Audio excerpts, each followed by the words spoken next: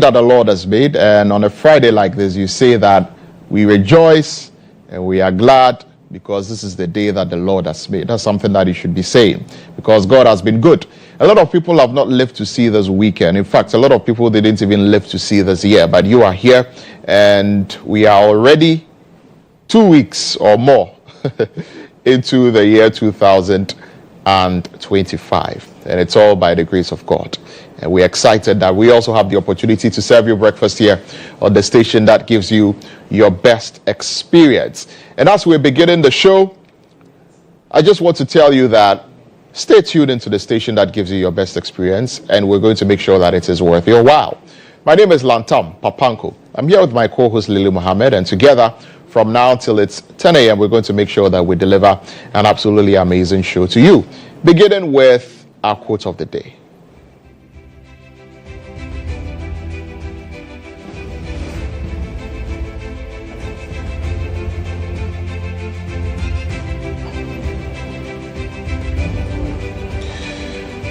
And our quote of the day this morning is one by Abraham Lincoln, and he says, "Always bear in mind that your own resolution to succeed is more important than any other."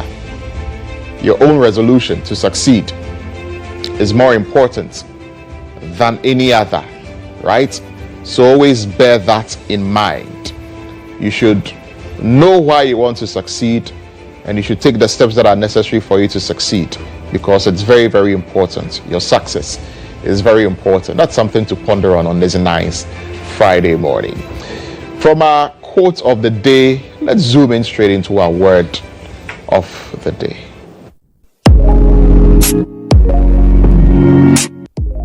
Here is a recap of the words we brought you this week.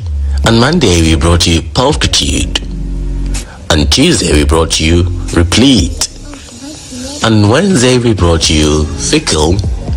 And on Thursday, we brought you willy-nilly.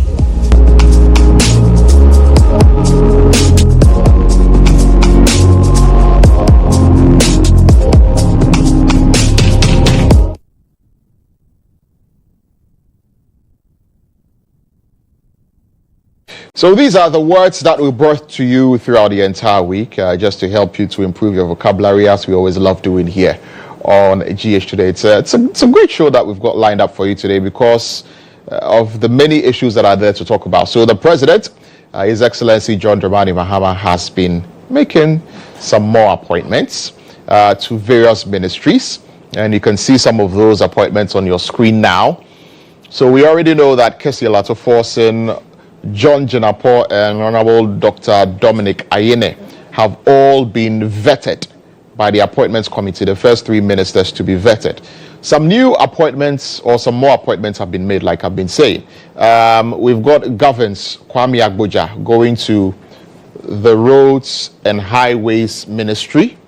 You saw that earlier after Dr. Kesiel Atoforsen. And we have Eric Opoku going to the Ministry of Food and Agriculture. No surprise there. That is his field, that is his area. Haruna Idrisu, the Member of Parliament for the Tamale South constituency, is going to the Education Ministry. We have Ahmed Ibrahim going to the Local Government and Chieftaincy and Religious Affairs Ministry. We've got Elizabeth Ofosu Ejare for Agribusiness, Trade and Industry. Interesting. Agnes Namomolati, Gender, Children and Social Protection. There are people who were tipping an Oyelitha to return to that ministry, but the President believes that Agnes Namomolati is the best person suited for that job. Agbogbloshie, Tourism, Culture and Creative Arts. Not too surprised with that.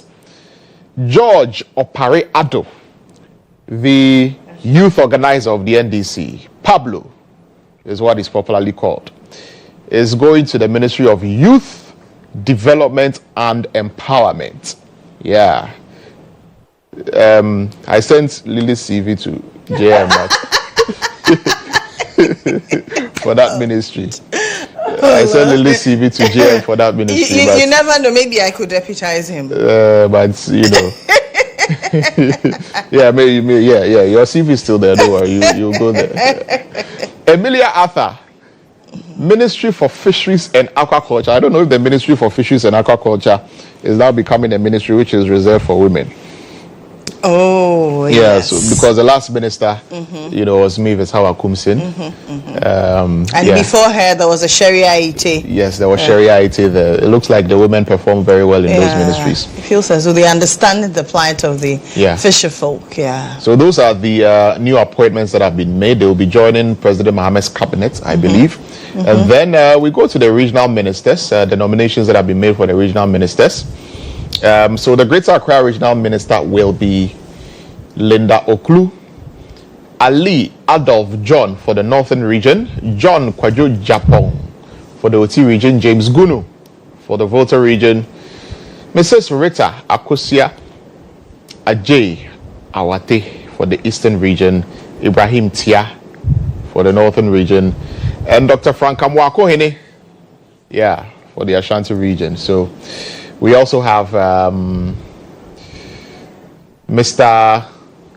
Akamorgi Donatus Atanga for the Upper East Region, Charity Gardiner for the Ahafo Region, Salisu B.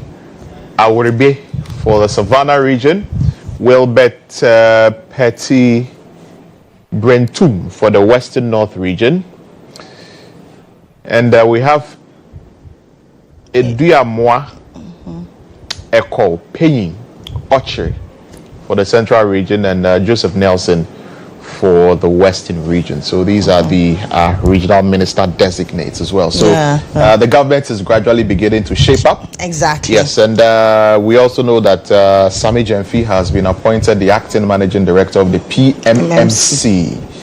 There's the what's PMMC? The Precious Minerals Mining Company. Yes, PMMC. So Sami Jemfi is going there. You know, interestingly, when the letter was flying around, people were saying Sami for gold, because I mean, the dominant precious mineral we have in this country is gold. So he's been. If you look at the communique that came out, he's been tasked with constituting the gold board, which is one of the things that the government said they were going to do. So these are the appointments that have been made so far. We also have one appointment to the NLA. Yes, there's another appointment to the NLA, and that has come with a lot of comments, some very interesting comments, because he's an Alhaji, he's a Muslim, and the conversation is about a Muslim overseeing staking Lotto and what this means. What does the Quran say? It's a very interesting dynamic that I'm sure later on Ibrahim Al-Hassan will provide us with all the dynamics, since he is a Muslim. But he's Alhaji Mustafa Abdul Mustafa Salam Mustafa. Alhaji Honorable Abdul Salam Mohammed. Abdul Salam Mohammed. Okay. Yeah, so okay, because there's a Salam Mustafa for Abdul Salam Mohammed is his name. Why? So, but Christians are also not able to. Are also not supposed to stake Lotto. But Samia Oku was there. Samia Oku not a Christian. He is a Christian. So it generates. This is duty to the state. It generates a lot of conversation. So somebody was also asking, okay, so if we had a Muslim president, does that mean that they were going to scrap the NLA? He wasn't going to appoint anybody exactly. to the NLA. Because then it means that the person will report to him, so he's also overseeing the staking of Lotto. So I think that we should be able to the state. If it helps the state to generate revenue, I mean, it's important. So we should be able to separate governance from religion. I think that at a point in this country, that's what we should be able to do. We are not one of those countries that are religious, like Islamic Republic or something of the sort, where Sharia law rules. No, this is a secular state, which is governed by the Constitution. The Constitution, we are constitutional democracy, law of the land, and there is no one above the Constitution. And so, if you are performing a constitutional duty or a constitutional mandate, your commitment to your state, to your country, comes first. Before anything else, right? Patriotism.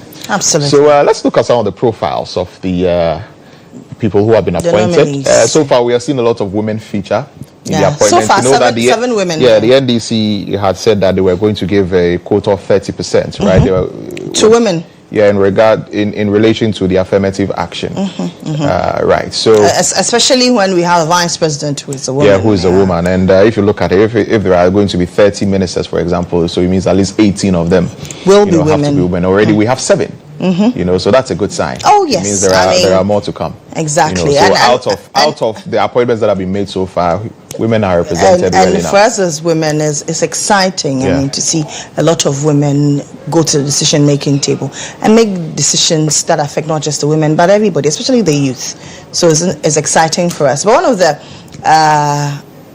profiles that we're bringing to you is that of Tourism Minister Designate Agbogbloshie. She was a key player in the arts and entertainment industry. We grew up watching her on our various television stations. So, you remember her, don't you? Of course. She's a politician, creative arts expert with decades of experience in advocacy and youth leadership. As a 2-term member of parliament for the K2 South constituency, she has championed development and community support initiatives, one of which is the Sea Defense Project. She's always come through for her people.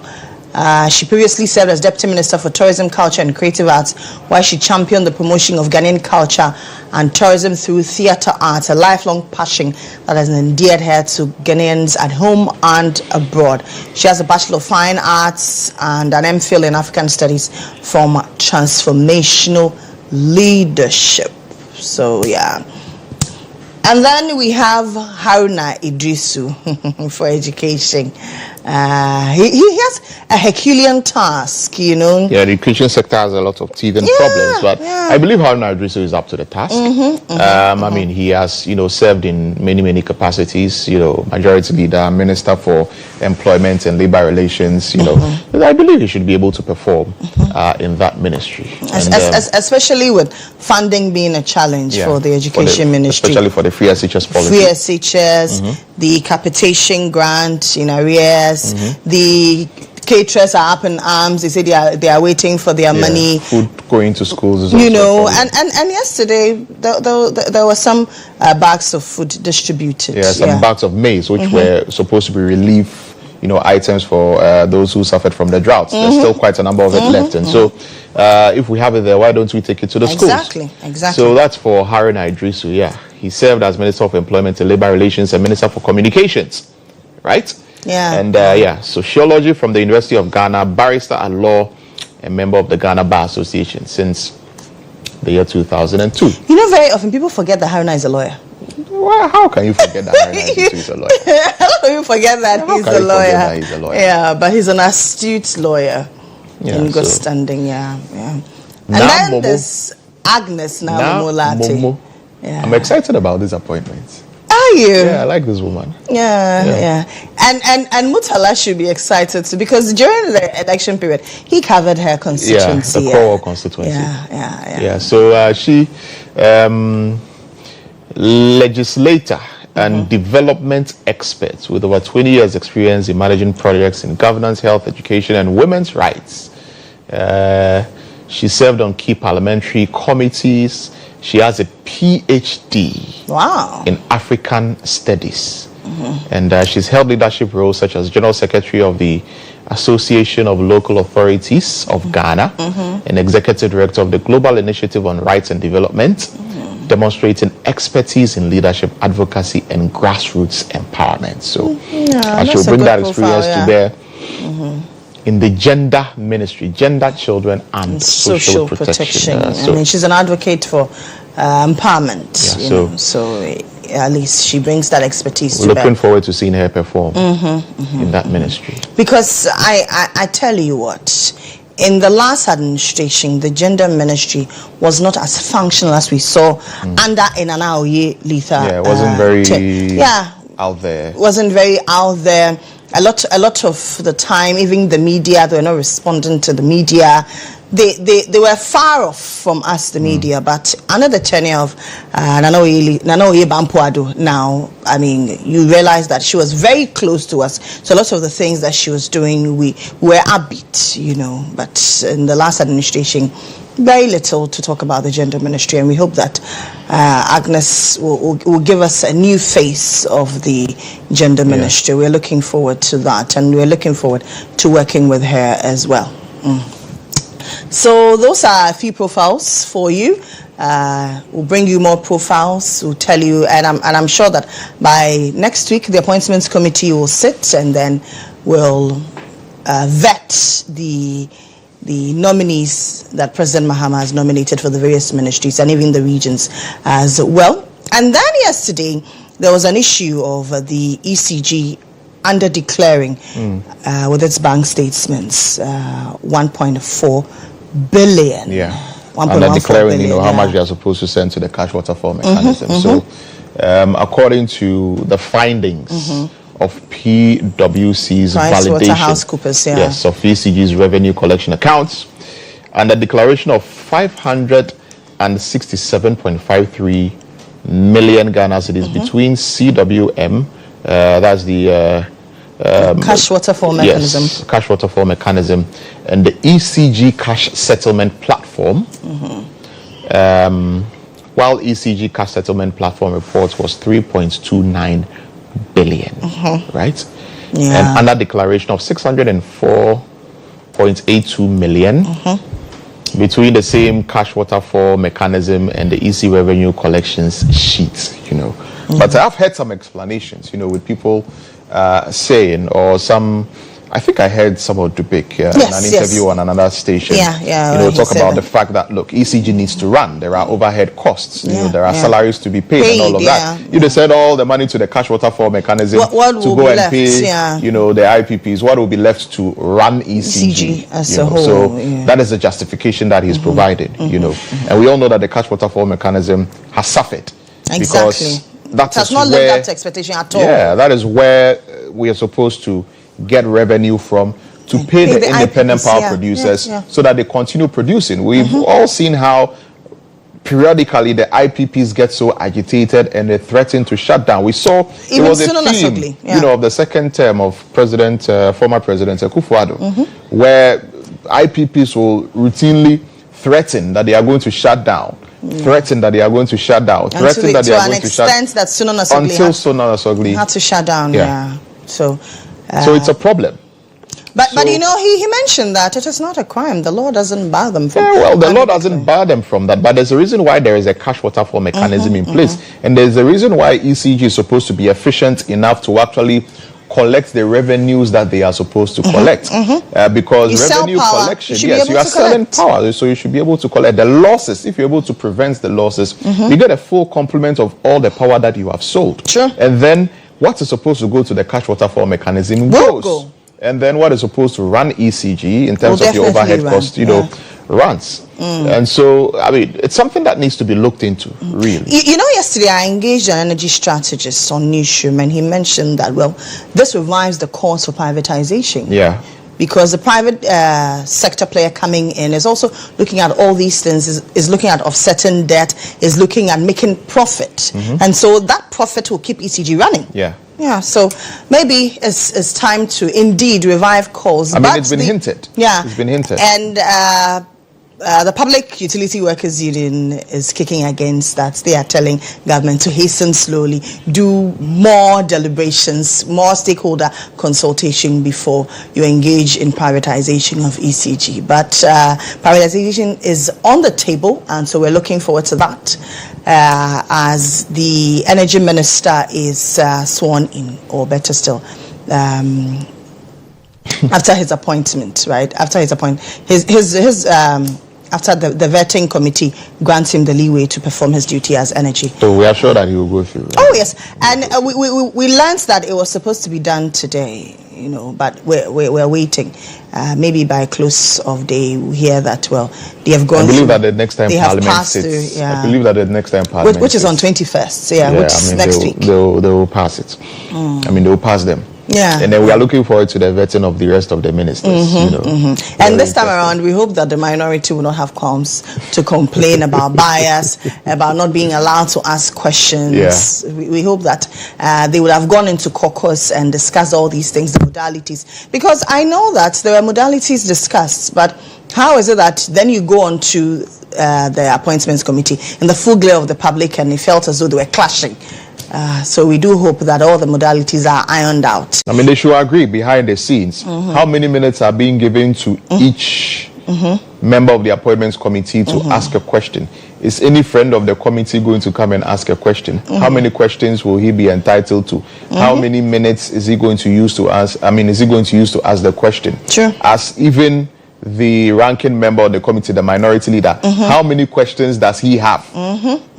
Everything should be known so that everything is orderly and decorous, so that once you agree on these modalities, when the chairman comes and sits down and anyone is out of order, per the rules and what they have agreed on, he enforces it. Yeah. And then they are whipped in line so that we don't have any another issues. thing is, I listened to the immediate past chair of the appointments committee, Jose Usu, and he talks about unnecessary preamble before asking questions. And I'm wondering if these were agreed in principle in the previous administration, why is the minority then in majority doing unnecessary preamble on the appointments committee? Yeah, running commentaries, just to, go straight to the point. put out a certain fact before they ask a question, but if you have a question, ask the question. Exactly. If you have a question, ask the question. But anyway, yeah. So I believe we can look at our video of the day today. Absolutely. You're a beautiful woman, right? So today's Thank you. today's video of the day is dedicated to you. Thank you. And all women out there, because you're strong, and nothing beats the strength. of a woman. Strength of a woman. Yeah, so let's take a look at our video of the day. Wow.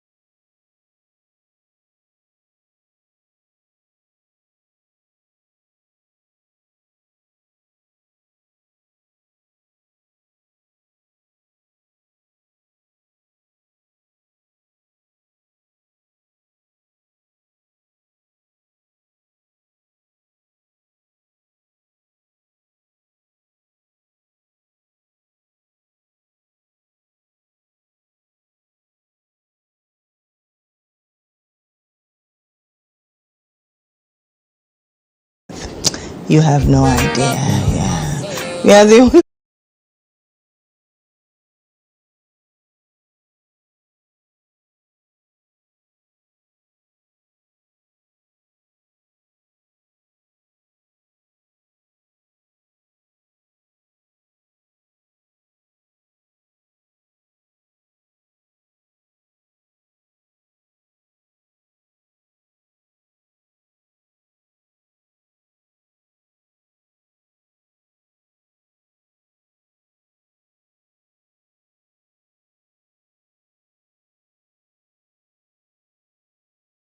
on your mind on Inside Out.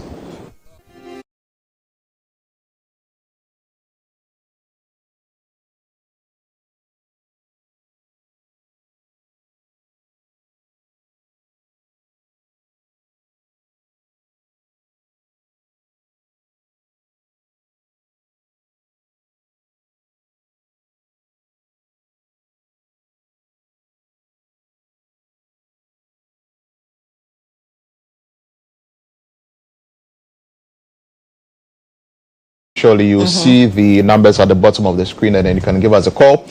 President Mahama's government is beginning to take shape. Absolutely. And as the government is beginning to take shape, what is your impression? He said he'll form his cabinet within the next 14 days. I mean, within 14 days of after being assumption of sworn office. Yeah. in. And there's been how many days now? What, about 7 or 8 or 9 days? So 7. Today is 17. So 10 days. 10 days, right? Yeah. So it's been 10 days. So 4 days more. Yeah, we are counting. You said 14 days. Yeah, 4 days. So 4 days. Go. But already we are seeing what the cabinet is looking like. Yeah. We are seeing the 25 people so far. So but far. he has 35 more names. Yeah, 35 more names, but not everybody is going to be a cabinet, minister, right? There are some ministers that are not going to be part of cabinet, but beginning to his see. His cabinet is beginning to shape. Because we've not seen health, which is an essential we've not seen health. Ministry. We've not seen employment and labor relations. We've not seen that as well. Yeah, it's very critical, know, especially with the various labor issues across the board. Governments in governments, and we always have labor issues. Yeah, all these strikes. You see the number of people who went on strike in the last administration. Labor unions who have arbitrary awards that have not been heeded to. And the government is refusing to pay, and all of so there are a lot of teething issues. Right, within the labor section. So the labor ministry will have a lot of work to do. So you can see the phone lines at the bottom of the screen. Give us a call and let us know what your thoughts are on all of these issues, especially the appointments that have been made, or the nominations that the president has made to fill the various ministerial portfolios. Are you excited? Are you happy? Or are you not too impressed when you look at some of the names, some of the names that are going there? So let us know. Give us a call. Yeah. And then there was the recall of an order for the recall of diplomatic and service passports. Yes. And certain sectors were put in there. And it was interesting. You want to talk about the National Cathedral? Yes. So I think we have our first caller on the line, Lily. Okay, hi there, caller. Good morning to you. Your name and where you're calling us from? Good morning. Good morning, sir. Your name and where you're calling us from? My name is Mejina Kwesi, popularly known as Common Man. Lantam. Common man. You see, the common sense is common, but not everybody has common sense. But not everybody that apply the common sense commonsensically.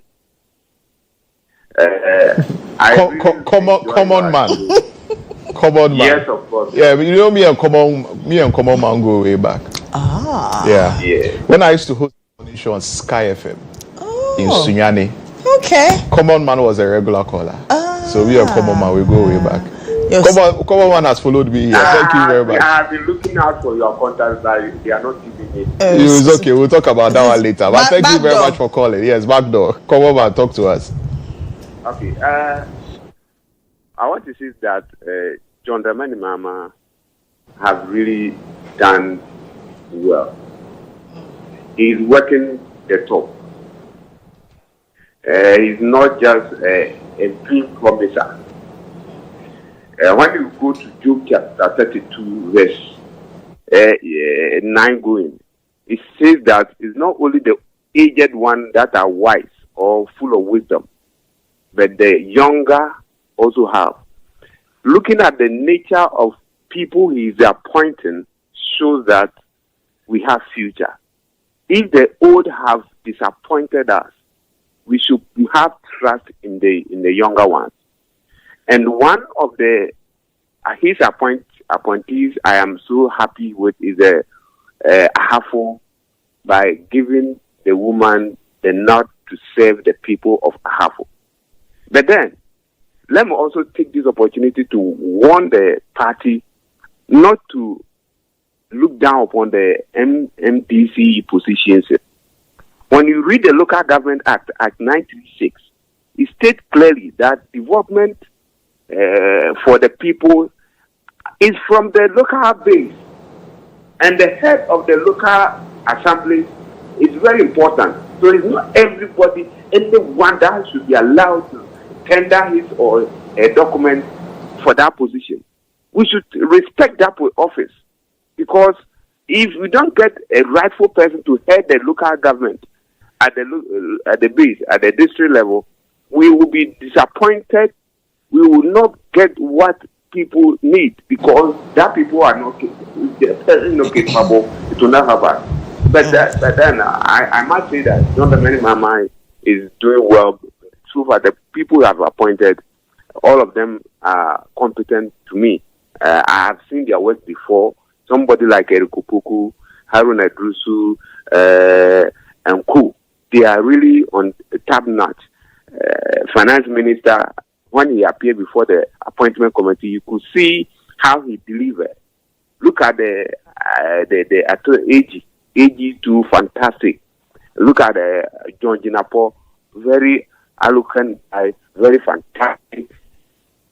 So they should rather work. They shouldn't grab things like their opponent. Look at how Ghanaians have punished them. So these days, if you are in politics and you are going to serve your own interests, people will show you that they own the camp, not you. So they should be careful not to learn from their colleagues. And also, Sami Jamfi, congratulating him for their position. Thank you, Lantam, for giving me the opportunity. All right, common man. Thank you. Thank you very much for your call to us, common man. It's good to hear from you, common man. Let's talk to our next caller, Lily. Other caller, good morning to you. Hello? Hello, good morning. Good morning, sir. Your name and where you're calling us from? My name is Abdul Hanan. Your name is? Abdul Hanan. Okay, Abdul Hanan, talk to us. Okay. I'm calling from Tamale, please. Noted. I said I'm calling from Tamale. Noted, sir. Okay. Please, I just want to touch on the Ministerial Nominees so far. And I can say so far, so good. But the only this thing I see this thing is about the Education Minister, Haruna Idrisu. Like, we were looking at him like Interior Minister or that side. But we don't know what His Excellency see on him about the education side. So we can only say Alhamdulillah. But we are telling the nominees that they should do all their best to make His Excellency proud. They should please make His Excellency proud for the opportunity that he gives to them. That is what I have. By my greetings to the youngest MP in Parliament, my brother, Honorable Al-Hassan Suleimana. Greet him for me. Okay. Thank you very much, Abdul Hanan. And Lantam, he says that we are looking forward to seeing Haruna Idrisu go to the Interior Ministry or any other ministry. The president knows who he wants to send. Exactly, and I'm sure that I mean, he discussed with Haruna. The There are a lot president of knows, teething problems in the education sector. I mean, he will not needs an just get up and experienced send hand. somebody that he doesn't believe can go and perform there to that He ministry. needs an experienced hand to So go and handle that ministry. So the president obviously knows what he's doing. Yeah, so so- let's allow the president to choose his people, and let's allow the people deliver. That's what we expect here as a country, for which we voted for this particular administration. let's talk to another caller. Hello, caller. Good morning. Good morning. Thank you very much for calling us. What's your name and where are you calling us from? My name is Ablekuma. I'm calling from Nima, Alaska. Right, Abdullah from Nima. Talk to Alaska. us. Alasan, talk to us. My name is Ablekuma. I'm calling from. Hello, can you hear us? Hello? Hello, I'm hearing you. All right, talk to us. What's up? Because the selection of the ministry that I'm listening. What?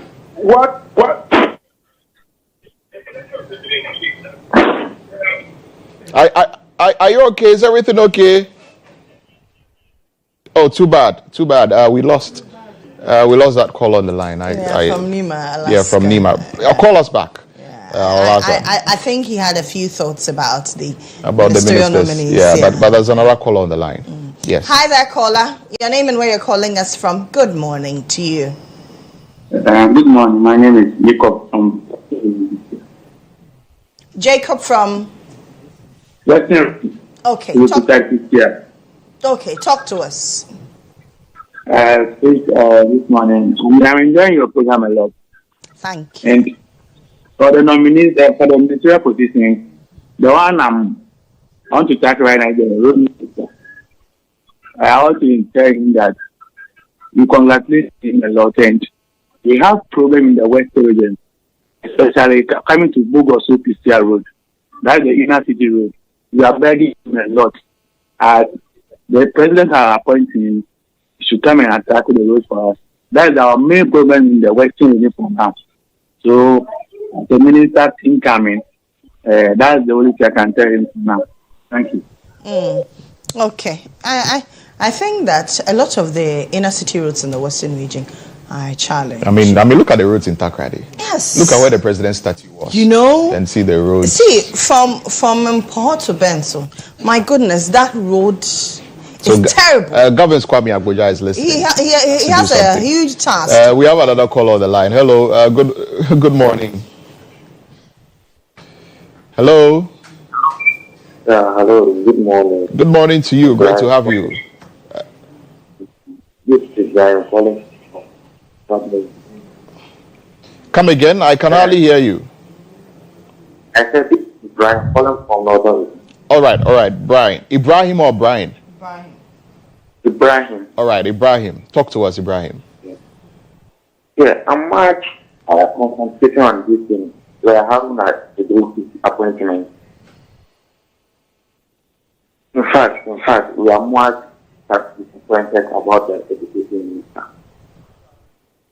At least someone like Haruna must get something from the education minister. So we are much disappointed about the president nominee. You are disappointed? Yes. Why are you disappointed? Why? Yes, because something like Haruna must not get some education minister. At least. Why? At least because minister is there, Interior minister is there. Why education minister? Why not? We are lacking behind in Northern region. So we have to get Ministerial Nominees rather than having an education minister. Interesting. Okay, so that's your opinion. Thank you for sharing. That's a very interesting dynamic. Your opinion with us. That they are suffering in the northern region, and so they need a minister to do what exactly? I am wondering. Maybe security issues around the northern region. But does that mean that whoever is made defense or the interior minister will turn a blind eye to the issues happening in the northern region, especially even Boko. The president himself was there. I don't know. That's quite an interesting. That's his opinion anyway. But let's talk to our next caller. Hi there, caller. Good morning to you. Your name and where you're calling us from? Hello. Good morning. Good morning, sir. My name is David calling from Koje in the Volta region. Okay. Okay. I want to touch on this minority press conference on Aura. Talk to us. Okay. They are not serious at all. They are not serious at all. I think they have something to hide. Okay. How can this newcomers MPs will come and then do a press conference? What is that? In fact, tell them, well, like, we have to tell them that what they are doing is not good at all. Okay. So they have something to hide. So the president should. The minority's concern is it is illegal. Okay. Okay. Interesting thoughts there. So he doesn't believe that the minority have any justification for opposing oral, and the minority should keep quiet. Okay. Let's talk to our next caller. Hello. Good morning. Good morning. Yes, sir. Thank you for joining us. What's your name? Yeah, my name is Agbogbloshie. I wish President Mahama appoint Minister of Local Government, and because what is happening at Agbogbloshie now, where Recollates spend the state money to move the people from Agbogbloshie near International Central Constituency, the people are coming back to nothing. And I beg GHOne to send their cameras there. The people are rebuilding the faster rate that at the end of the day, it's going to cost us to use the state money to move them back. And I wish you the president is listening. They should move into some of the people because they think there's a new government in power and they have their support. They are just building back Agbogbloshie market where they move the union people and the scrap dealers. And then the government needs to move in back, national security needs to move in back and protect the place. That is what I want to bring to your attention. So if GHOne can move in and cover and then bring it to the public attention, I'll be very grateful. It's not it's an eyesore. The plane is coming back in the faster rate, which is dangerous for the national security in that way. Because that's where our best were building and other stuff. It's not helping. Thank you. All right, thank you. Thank you very much for your call to us. And I think one of our reporters, was there, and we did a story. They're complaining that since the government wanted to use it for Agenda 111 and it is not there, the people have moved back. Beginning to move back. So it's something which is on our radar, and we did a story on it, and we'll play back. We'll go back there. Go back and we'll go back there and do a follow up on it. But thank you very much for drawing our attention. And then he mentioned the local government ministry. Yeah. Yesterday there was a list. Ahmed Banda. Yeah. Ahmed Ibrahim, the member of parliament for Banda, is headed to the local government ministry. Yeah. So for that has been covered. So not seen a sanitation ministry. Yes. But perhaps sanitation will be under local government. Yes, now it is under local government. I think merged. Yeah, but I think that there is more efficiency. No, but I think there's more efficiency if the various assemblies, MMDAs, are taxed with the sanitation of wherever it is that they are. Well resourced. So the sanitation departments in these, districts should be well resourced, and the local government can direct for that special emphasis on sanitation. Sure. And I think it can be done. Because even when we set out to make Accra the cleanest city, we set up a sanitation ministry, and Accra is still dirty. Yeah, Accra is still as dirty as ever. But that report that the caller talked about mentioned Agbogbloshie, right? So we went there, and what he's talking about is true. So take a look at this report. The old Agbogbloshie market, once a bustling trading hub, now stands deserted, a shadow of its vibrant past. Abandoned for over 4 years, the market's demise followed a government directive to relocate traders and businesses. This deserted space was once a home to onion traders, scrap dealers, plastic recyclers, Kantanka Company, slaughterhouses, and bus stations. The relocation was to clear the parcel of land for the construction of a health facility as part of the Agenda 111 project. Chairman of the Scrap Dealers Association, Komla Swala, believes the land's potential is far from lost. Speaking to GHOne, he explained why the association is pushing for a second chance. Government came. I'll say our government came. But we are not here because it's our government. We are here because we've been evicted without making good use of the land. So we are in here now back. We are back here to rebuild our businesses. Waiting to hear from the new government, which is the NDC. If the proposal that has removed us from here is in good plans of the current government, I mean the NDC, I think they will even handle us better than the MPP for us to move out from here.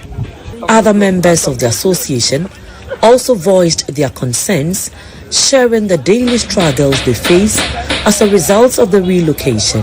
If the scrap dealers come back here, the revenue will come out from here. It will shock you.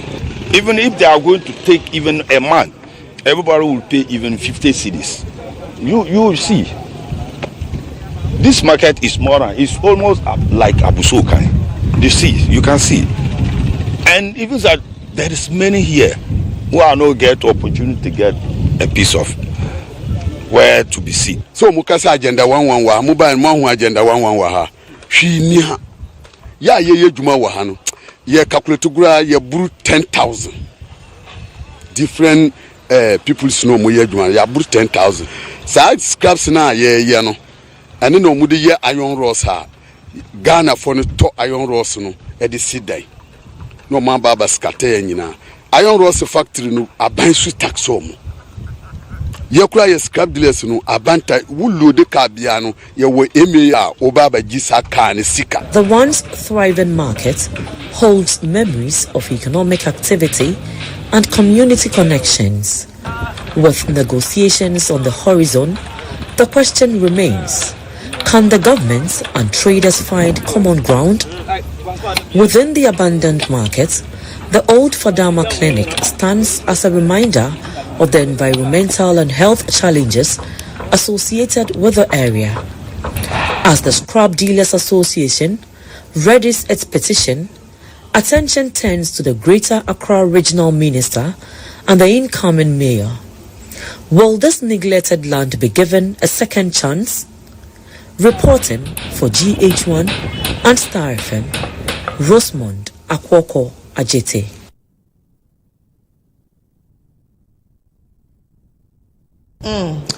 So that was a report by Rosemond Akwoko Ajete.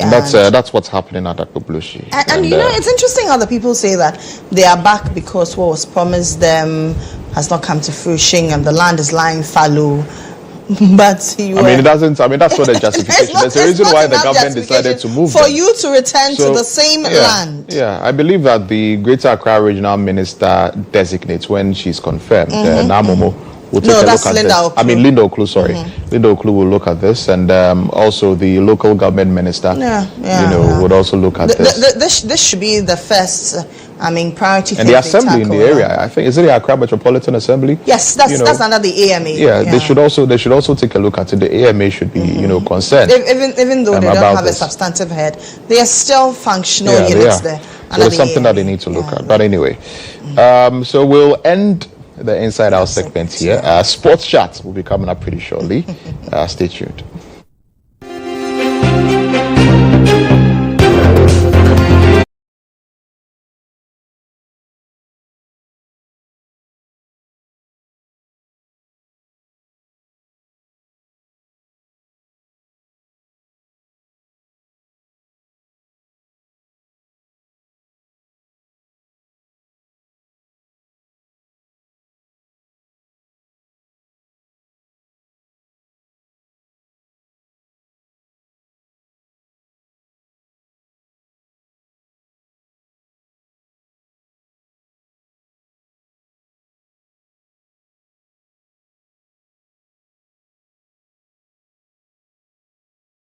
Come back.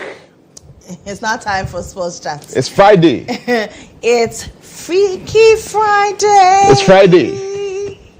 It's Friday. It's Friday. It's time for sports chat. It's time for sports chat. See.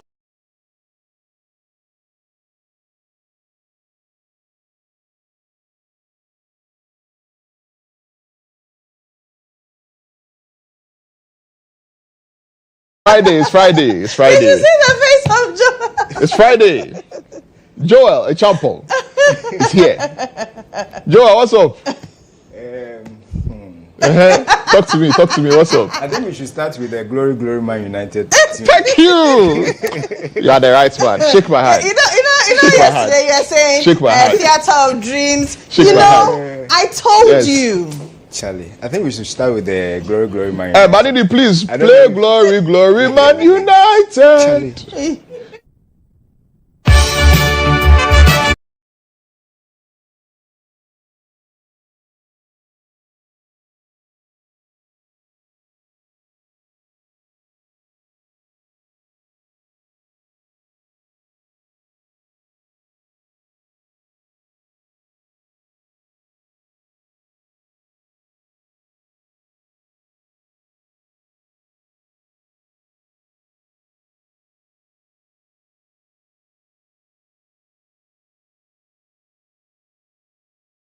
The rest. Start matches. You see your life. You are like Kotoko. the least in team now. You see your life. I told you. But I think I told you. We need to give it to you. Charlie, where is the 100 Ghana? Yesterday. Oh, the 100 Ghana is safe. Give it to me. Now we can go and do an power change. Yeah. The 100 is go. We are going to chop the 100 Ghana. And the power change. Yeah, I think I enjoyed the game yesterday. Yeah. Amorim ball. Yeah, but Amorim ball. Some are saying when you meet the big clubs, it's different the way you come up and play, and when you meet these clubs also, you want to pull every strings to make people know that you are united. But Ahmad yesterday surprised me anyway, getting a hat-trick. So he becomes the first player after Cristiano Ronaldo to do this, right, for Manchester United. So yeah, it was a good time for United fans to celebrate. And team never fall. Let's see. I think at least it's brought you guys up a bit. Yeah. So there you see the gentleman there. He's got African descent also. Yeah. So Ahmad ensuring that he got all 3 points, 3 goals for himself and for Manchester United as well. So yesterday, Abidjan Messi. You know exactly. Yeah, that's the word. Abidjan Messi. Yeah. So yesterday, this is the gentleman, and this is what he said after the game. He said it might be one of the best weeks for him in his life. Obviously, what again do you expect to be one of your best weeks? I mean, getting 3 goals, all 3 points for your club. Nobody expected, at least yesterday, for Manchester United to score such number of goals, including you. Well, for me, that's why I bet. That's why we have chopped you. We chopped the bets. We are going to use it to next time I'll bet responsibly next. You see, when you don't believe in something and we are telling you, we are the prophets. We have joined Joseph Pinto. Yes. I'll bet responsibly next time. I think talking about Joseph Pinto too, we're going to be showing the video, the interview with Monica today at 9:30 p.m. So viewers should stick and stay with us. At 9:30 p.m. they should watch Joseph Pinto's interview with Monica. Right, so let's bring you a few of the results in the Premier League games that were played yesterday. Just 2 games played yesterday. Ipswich were at home, and unfortunately for them, they also lost to Brighton Hove and Albion in their game. Was Mitoma and Ruta in the 81st minute getting the goals for Brighton Hove and Albion. Remember, our very own Tariq Lamptey is also with Brighton. Yesterday, they got all 3 points needed in their game. Quite importantly, to also give them a stead in the English Premier League. And also, the game yesterday, obviously, was Manchester United winning against Southampton. But games to expect tomorrow, who are you going for and who are you betting? Make sure you bet responsibly, not like myself.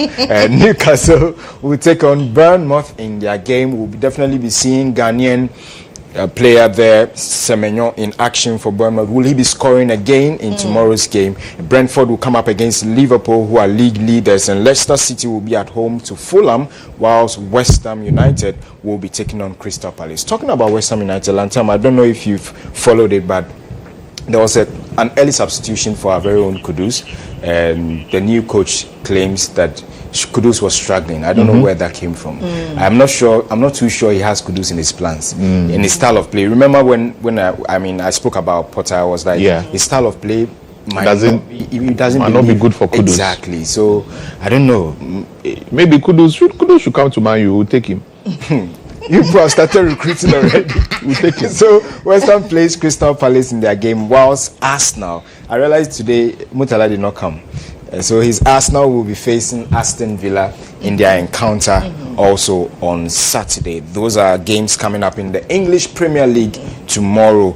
For the investors, they call themselves, make sure you bet and bet responsibly. All right, so those are the fixtures there. And on Sunday, Manchester United is up against Brighton Hove and Albion. Everton will square it off with Spurs, Tottenham Hotspurs. Nottingham Forest will come up against Southampton, who lost to Manchester United just yesterday. And Ipswich Town also playing at home again. Remember, they lost at home yesterday in their game against Brighton. And then they come up against Manchester City. Where someone will say Fala, but let's see. You never know which way to go. And Chelsea takes on Wolverhampton Wanderers. Chelsea, some people call them Women's Fellowship. I don't know if they're still. I don't know. In Chelsea, they are still Women's Fellowship. Anyway, so I'm seeing Kawhi Leonard and James Harden of the Clippers. Exactly. So they're always injured Kawhi, who will play only half of the games of the season, and the rest of the season he will be bench warming and doing load management. Superstar who doesn't play. For Kawhi, I mean, this his story has been a topsy-turvy and not quite a good one though. But I mean, when he's in form, Kawhi gives you the best. So it's the Clippers. Since when? I mean, after he won that championship with the Raptors, since then, moving from the nothing. Raptors could have been the issue. He should have stayed there for a while, I feel. Anyway, but he felt he wanted to come a team to move on from the Raptors and come somewhere else. And I mean, since then, Kawhi hasn't been able to really do anything. Again, but the dynamics. He went to Clippers, brought Paul George. Now you've added James Harden. Harden is also joined them. Still nothing. But the news is, I mean, for Clippers, despite the issues in Los Angeles, I mean, they are setting a record actually. So they achieved the largest ever NBA win, defeating the Nets 126-67 yesterday. So it doesn't matter. For them, that's a big the Clippers news. still will not do anything. At least, but that's nice. Exactly. And looking at what is happening in Los Angeles with the fires, so at least you have your team in there. But we know, Los Angeles is for the Lakers. Los Angeles. The Clippers are the B team. Exactly. And since Paul, it looks like since Paul George left, James Harden has really stepped up. Exactly. So it was good at least Paul George moved. But there's good news. We'll be following keenly and we'll be doing a documentary on a particular academy, basketball academy here in Ghana. Okay. They've been taking talent to the United States and they've been performing so well. Most of them have been drafted in the women's NBA as well. Wow. And this is one. Her story is a beautiful one. Let's check it out. I felt inside me that no, grace.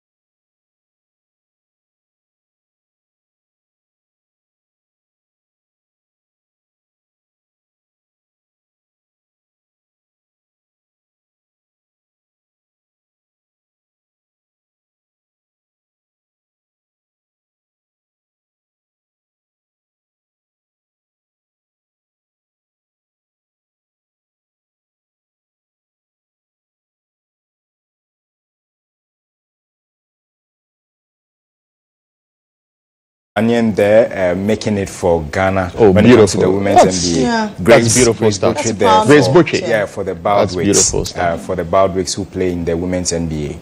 And so, I mean, she says it is a rise of, I mean, players who nobody expected. Yeah. They can. I mean, and this is a big deal. Exactly. This is a big deal. You know, because we don't shine our for focus basketball. Exactly. Yeah, it's a big deal. Especially women in basketball. Sure. I mean, we have a few Ghanaians, they're playing in, not in the NBA, but in the G League. Yeah, the G League of the NBA. I'm just waiting to see a Ghanaian just start the NBA. Because the Nigerians are doing it. Yeah, the Nigerians are there. And South Sudanese are doing it. Yeah.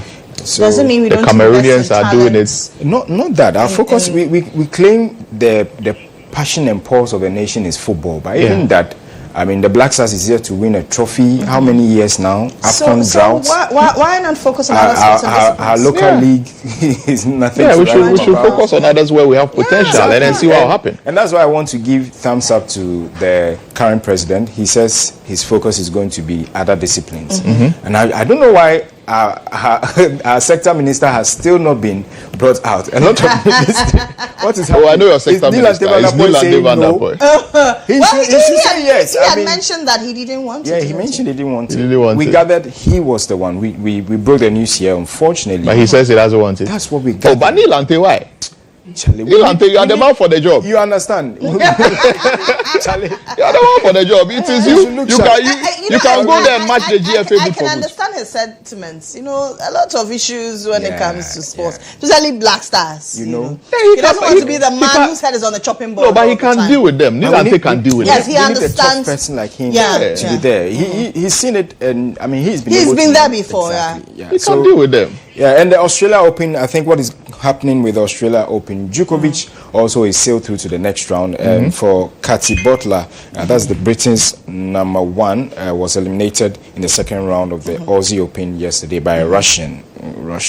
So that's Veronica for the women. But for the men, we saw teenager Lena Tien ranked 121st, who caused a major upset by defeating fifth seed Medvedev. So there you see him. He's ranked 121st when it comes to tennis, and he was able to defeat somebody who is being ranked number 5. Number 5, yeah, Medvedev. In tennis. Wow. So these young chaps, when they are coming up, you should watch out for them. The likes of Tsitsipas, I mean, a host of them. Yeah. So that is what is happening with regards to tennis in the world of tennis. But let's check out the Ghana Premier League games coming up later.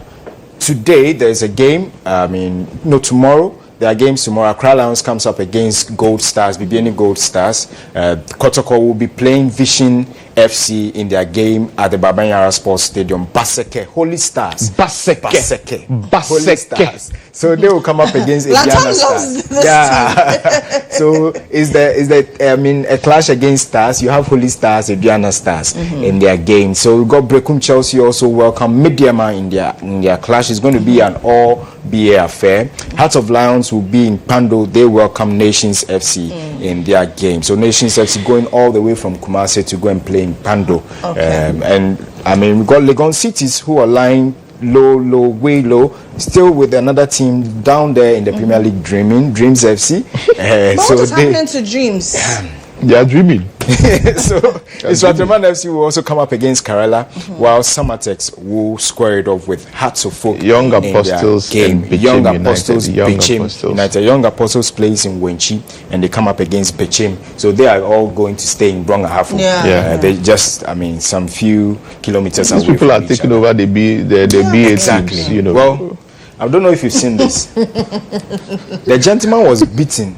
And this is what he told. This is what he said. After he said, "My cousin is a UFC star, right? A Ghanaian UFC fighter who was beaten. No, but this is actually a Zimbabwean. Oh, really? No, but there was a Ghanaian UFC fighter who also was beaten recently. Terribly. Oh, terribly. They beat him. They beat him. So he says he didn't, because he wasn't sending them money. They celebrated. And but you didn't send money. So they were watching him here. Oh no, for this one, okay. Maybe you can tell us something. See the man having the double bar. Yeah. And this is the VAR, local VAR. This VAR, VAR is standing on. And then he's holding a double barrel gun. It should tell you, even the commentator.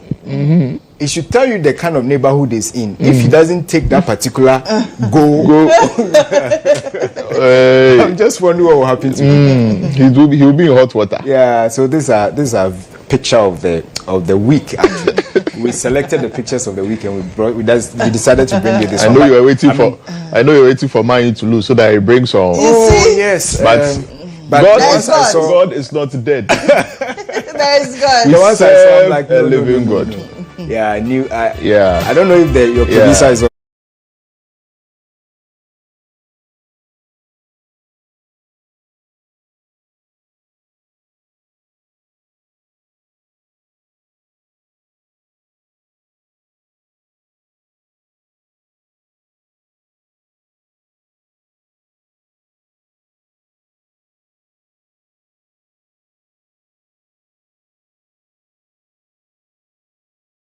You know how 3 points can do. Sometimes even goal difference that wins you the league. It's true. Okay. That's 3 points, very important. But I mean.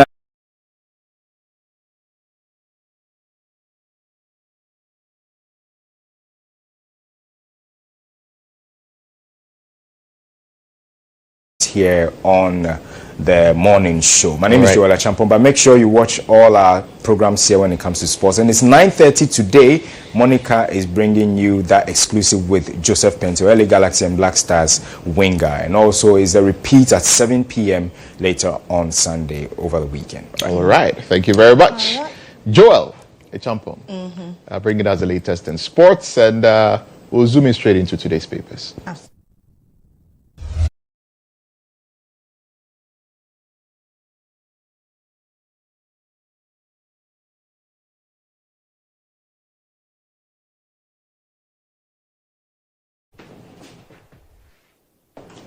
So we begin with the Ghanaian publisher, which says Ministerial Nominee caught in international fraud.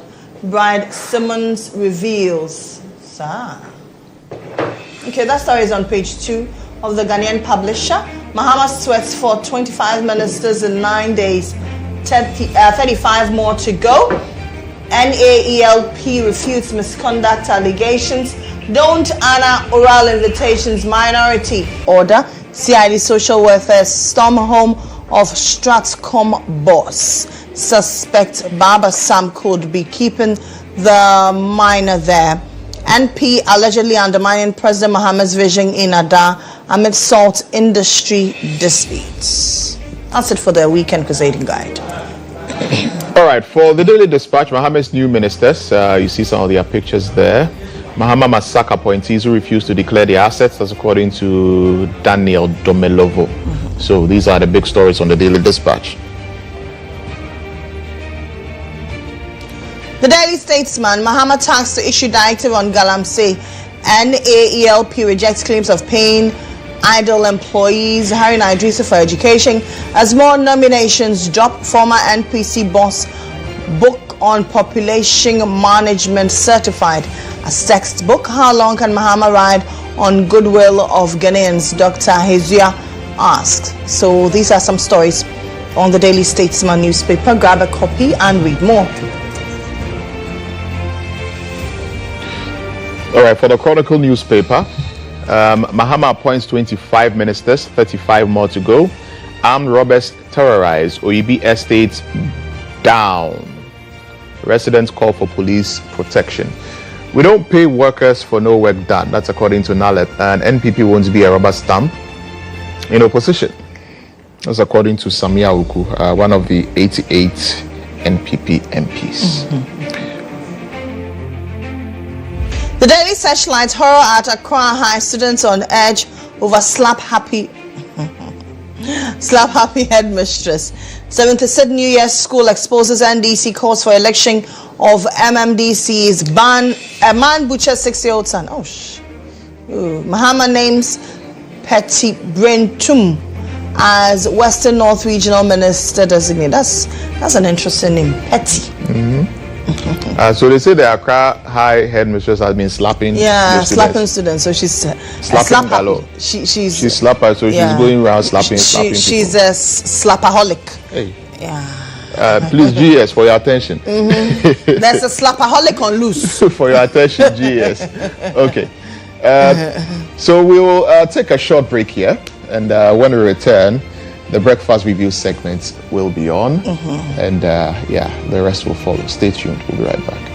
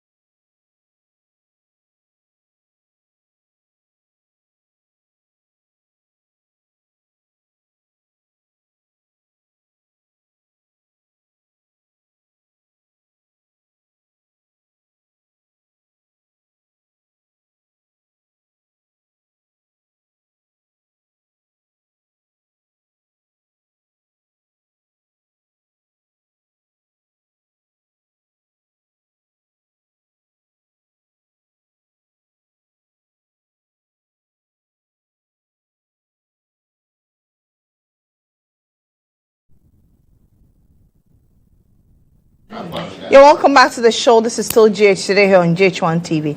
It's now time for the weekly review.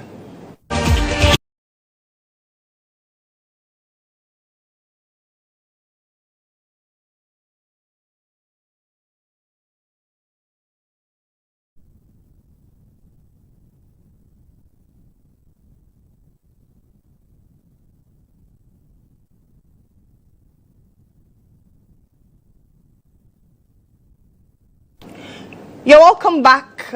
It's now time for the weekly review. Ibrahim Alassan is here. Pretty shortly, Cliff Ekufu will also join us, the usual suspects. But let's start off with Ibrahim Alassan. He's the head of political desk here at the EIB network. A lot has unfolded, especially in the political scene. There's the ministerial nominees. Then minority says oral is unconstitutional. They are calling on all their members to reject any invitation from oral. But oral says we are only on a fact-finding mission. We are only gathering information and validating them. What bars oral from gathering information? We saw that under President Kufuor. So what's different under President Mahama? Now, a member of the minority who was here on our platform said that, well, President Mahama, at the time he constituted oral, was only a president-elect. And so for that fact, it is an illegal committee. We'll talk about all that, the recall of diplomatic and service passports, and then a critical name in there that has got tongues wagging is that of the National Cathedral Project and its members who had diplomatic passports. Now it's time for all of them to return them to the kitty. Quite an interesting week it has been. Very eventful few months, few weeks. This year has never had a break. It's never had a break. Absolutely. Yeah, but back to back. And until the last nominee is vetted for this government to be properly constituted, I'm sure to be action throughout. Even yesterday, when we felt, okay, a list had dropped, and then that was going to be final, before we went to bed, there was another letter that came from the presidency, and that letter talked about another appointment to the precious minerals marketing company. Where Sambi I was speaking to Nadidi on her Morning Star, who said her phone had been dead before she went to bed. So she woke up this morning, and then there was additional appointment. It feels as though when the moment you bat an eyelid, then there's an appointment. You bat an eye and then there's an appointment. Or like we are on air presenting the news and then say just before we go. So just before we go. So somebody just appointment was like before we go. At every moment there's an appointment coming. And it feels as though President Mahama is honoring his word. You know, prior to being elected, he said he's not going to rest. He's hitting the road the moment he's sworn in. The director says 24-hour economy, so 24-hour appointments. Yes. So even beyond working hours, the names are dropping, right? I think it's been hectic for the president. I can agree. It's been hectic for the president, settling on who. Because there are things that many people do not know. If you pay attention to the nominations, you see the handwriting of the party around and across. Hitherto, you hear of nominations and you see that this is from the president. But now you hear of the nominations and you can tell that the party had a hand in it. There's a reason to that. You know, after the party's defeat in 2016, Professor Agbogbloshie was tasked with the responsibility of finding out why, just as Professor Michael Okwe of the NPP. Doing that for the NPP, Exactly. One amendment that was proposed to the party's constitution that was carried was to set up an appointment council. So the president will put together his list, but the list will have to submit it to the council. So the chairman is a member of the council, the party chairman is a member of the council, the general secretary is a member of the council, and many others. So if the council actually says no to any nomination, that is it. That nomination will not come out. That should be a very difficult task for the president. I mean, owing to the fact that he gave his word to in appointing just 60. Yes. I don't envy the president at this point. Not at all. Not at all. Because I can imagine the struggle with which he has to look through the names, sift, do further sifting, and then put the names across. See, you have an overwhelming majority in Parliament.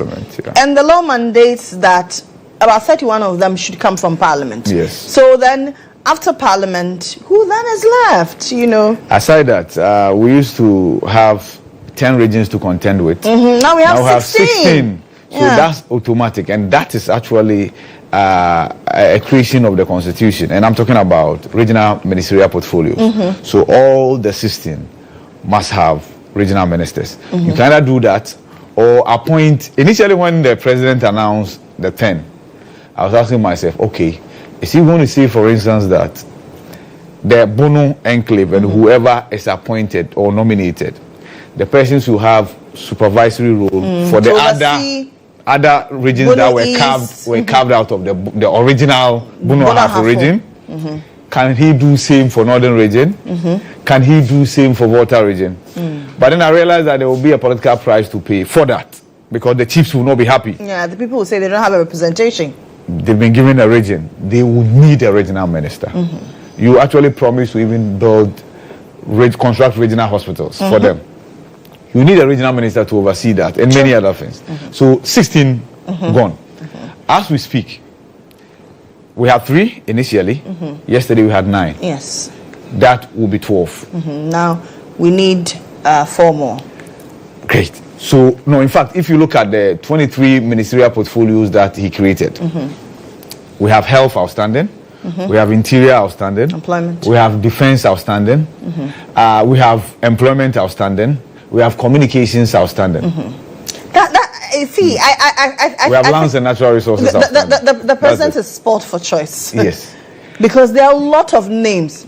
And foreign affairs as well. Foreign affairs is which is outstanding very critical. Very. Because then your international relations. Yes. But foreign affairs, yesterday I saw a post by H. Kwesi Prempeh. Yes. And then a lot of interesting. It was a very short post. A lot of names were being put up under it. Some people were suggesting Samuel Okudzeto Ablakwa. Some people were suggesting Emmanuel Bombande. Some people were suggesting Victor Bampo. There was a lot of interesting names there. Yeah. But let's talk about, before we look at the names for the other incoming ministerial nominees, let's look at the ones that have been already put out there. Okay.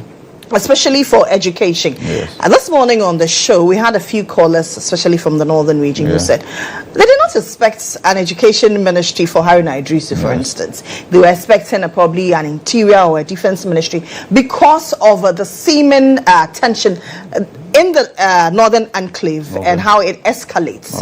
So they were expecting a certain interior or a defense ministry, but they didn't understand why the president gave the education ministry to Haruna Idrisu. But you also understand the president because he needs an experienced hand. I mean, education is confronted with a lot of financing issues. Teachers are up in arms, where the caterers are up in arms against the president. There's school feeding. There's free SHS, you know. So he has WAEC is also up in arms. They are requesting for their money. So he needs an experienced hand to manage all these nuances. I agree with you perfectly. Did Haruna's nomination to the education ministry come to me as a surprise? Yes. I was expecting. Oh, you were? Yes, I was surprised that he was sent to education. And that's because, of course, we hear from the whispers, from the corridors. And where defense, at the point, even energy ministry came up as well. And then at the point, roads and highways was equally mentioned, right? And so I know that, and I'm sure everybody expected Haruna to be given a cabinet portfolio. Now, what the president has done is the masterstroke, or the party coming together to say that let's send Haruna to education. Because, see, the policy nuances of the educational sector are actually largely done by the technocrats, right? You need a manager to implement those policies. The troubles of the educational sector are many, and they are huge. And they are huge. Now, education swallows a chunk of our budgetary allocation. It employs the largest number of public sector employees. That sector employs the largest number of public sector employees, teachers. Agitations from the sector. CTAG, for instance, I think has stayed home much more than it has worked.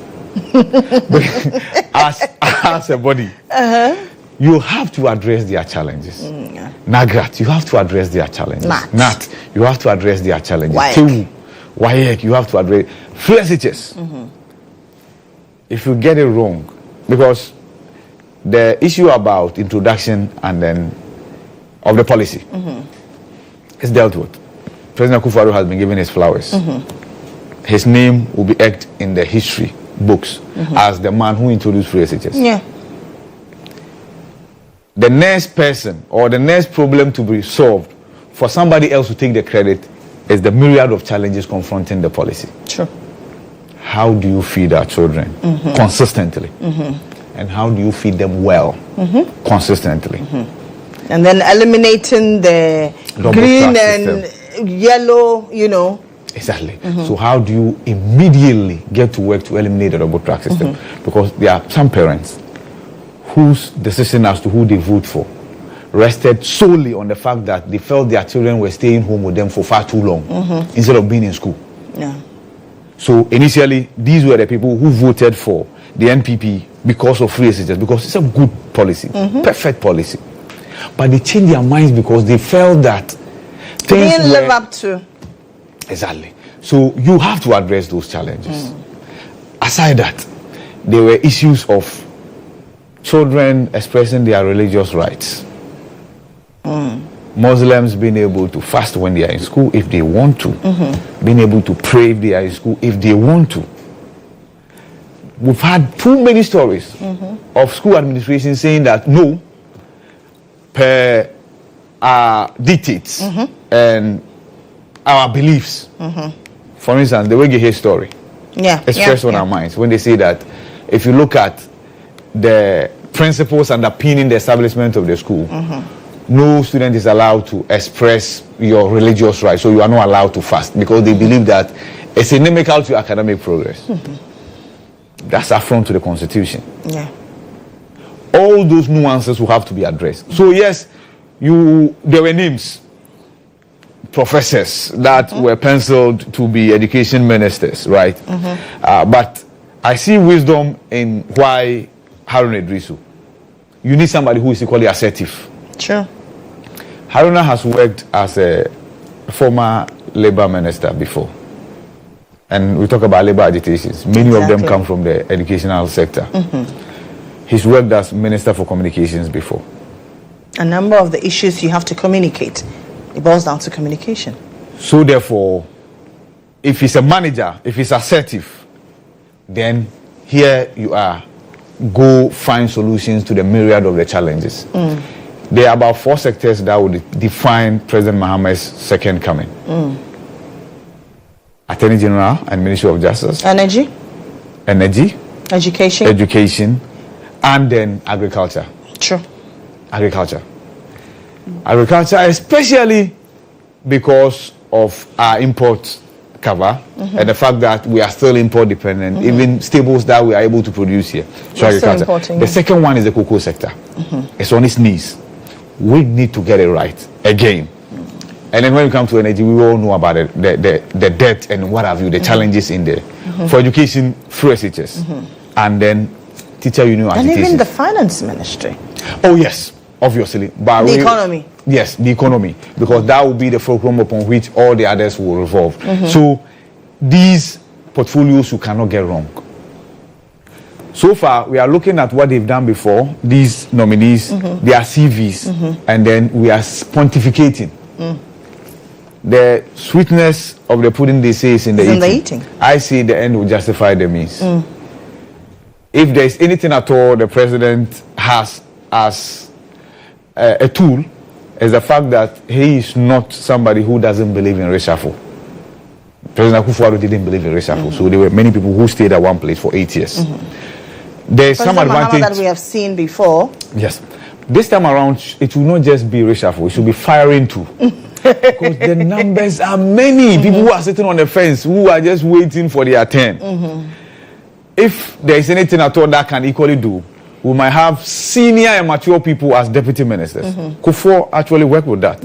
Under Kufuor, you had senior people, respectable people as deputy ministers. Is that what you think we're likely to see? We should see that. We should see that because it shouldn't be. I think that over the years the deputy ministerial positions have been reward for the young people to learn. We don't have that luxury as a nation. You see, if the minister is not there, or even if the minister is there, the minister will be able to assign you to undertake a role so or an exercise. Exactly, and you should be able to advise your minister.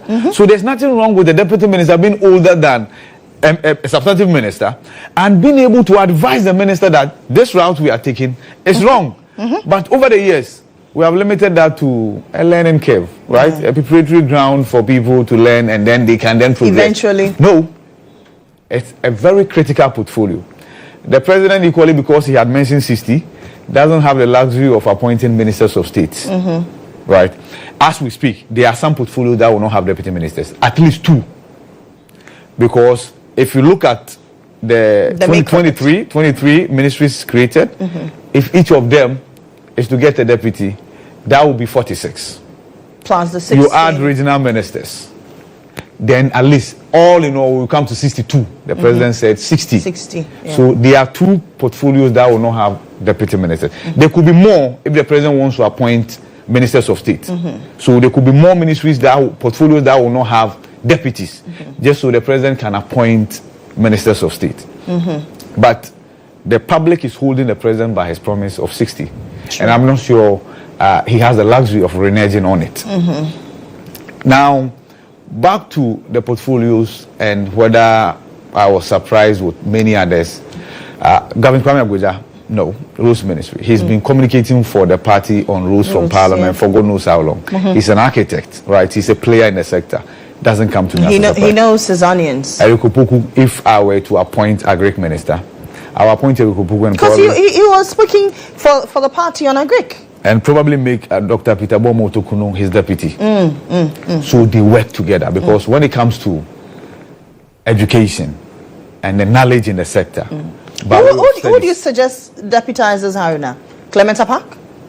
The regional balance dynamics will equally play out, right? But that will not be out of place. But you see, there are many people. There's no Chu as well, who has been ranking member for the committee for the longest time. And so, it's like you said, I don't envy the president. I don't envy the president. It also means that if after 1 year, after 2 years, somebody doesn't perform, the person should go home. Another person comes in and then takes over the mantle. And somebody like Elizabeth Ofusweja, one time she was a tourism minister, and then now she's handling trade, agribusiness, and industry. That's a huge one. It is. I got explanation as to why agribusiness has not been added the agriculture, and the explanation makes perfect sense. You see, agri mainly has got to do with production, right? And when I say production, I mean tilling the land, and then cultivation and then harvesting. Immediately after harvesting, agri ends. But there's a very critical aspect of the value chain, and that is agribusiness, industry. Financing the industries. We are talking about one district, one factory. If they are into agro processing, then they fall under the Ministry for Trade and Industry, and now agribusiness. And once it has been consciously created, it presupposes that resources will be made available to cater for that. Let's see, because it's critical. That's the only way we can reduce our importation or our dependency on import. If we get it right critically, why not? And so, Elizabeth, I also know that the gender card, the regional balance, played a role as well there. Jifa Ablekuma, not surprising. Not surprising. One time she was deputizing that ministry. So, and she's a key player in the creative arts sector. Most definitely. So they didn't come to me as a surprise. Then you ask yourself, okay, so who then becomes her deputy? Because there were many names, from Rexuma to Baba Sadek to John Domelo, too many others. Now, John Dumelo is in Parliament. Exactly. So it will only be prudent that he be put there. But then other people also argue that they are equally finer brains in the sector. Yes, I agree. And of course, I know Resuma at a point, there were many people who felt he's worked enough for the party, he suffered enough, and that ought to be given that portfolio. But mind you, the president has to balance it per the constitutional requirement of picking more than 50% of his appointees from Parliament. That's how come your Greater Accra Regional Minister is going to be an MP. Because she won't be too far away from your constituency. True. If the president could, there were other regional ministers that could have been MPs, but that will place them at a disadvantage of they retaining their seat because they will be taken away from their constituency, and then also their work in Parliament, right? So the dynamics are quite interesting. I'm rather more interested in the names that are yet to drop. Seriously, the portfolios that are yet to come. For somebody like Georgia Parado, yes. Were you particularly surprised? You know, some of these mistakes were made by the previous administration, where the national officers were taking into executive decision making, and so whichever way it goes, one part will suffer. But before I let you answer that, Cliff has joined us. Cliff Ekuful is Chief Reporter, New Times Corporation. Cliff, good morning. Hi, Lily. Good morning. Good morning to our cherished viewers. Greetings from the zone to you, TM Bread. Okay. To you. Yeah. Very interesting, but I'm fascinated and excited about so far only two portfolios. Haruna Idrisu and then Dr. Ayini. That's the Attorney General and Ministry of Justice. For the rest, I'm still ready to give them the benefit of the doubt. But I think, for me, pushing Haruna Idrisu to the Ministry of Education was more like hitting the juggernaut. Yes, people may not understand, because probably in terms of education, in terms of providing education itself, that may not be the background of Haruna Idrisu. But beyond the policy issues, the myriads of challenges in there require someone with the right temperament, somebody who understands the political dynamics of that particular sector, and somebody who has the temperament to accommodate. And for me, over the years, following Haruna Idrisu through his student leadership days to the day the time he became the youth organizer, all that clearly shows, positions him as someone with the right temperament for management. And management does not necessarily require you having the technical expertise of the area, because the technocrats are in there. Once you can read and understand, if you are smart enough, you should be able to read every brief that comes onto your table, consult enough, and make the right decision. So yesterday, when I saw the list and I saw Haruna Idrisu there, I said, wow. The president seems to have... Some people are not particularly excited. I was telling Ivy a while ago that some callers on the show this morning expressed misgivings that, well, we were expecting a certain interior or defense owing to the issues surrounding conflicts in the northern part of the country. Yes, it's in the right of people to exercise those opinions. But like I said, for me, it's one of the most important. For example, Haruna Idrisu, per his disposition, will not have any problem falling on the former ministers, the immediate past education minister, be it Napo or Educhu. And I'm sure with his posture, they'll be welcoming enough to offer him the necessary advice if the need be. What you don't need in that ministry is somebody who is very abrasive and somebody who moves in there with the intention to reset the whole system, even though the mantra was to reset. Because in the course to reset, you need to ensure that what is good or was good in there is maintained and built upon. And that will require some level of institutional memory. For example, the issue of STEM development. It's new. Unfortunately, we did not get to a stage where we are firmed up. We have a new curriculum, and you look at the curriculum, and something tells you that this is the direction in which the country should move. How do you ensure that the country does not depart from that new agenda, given that you say you are going to reset?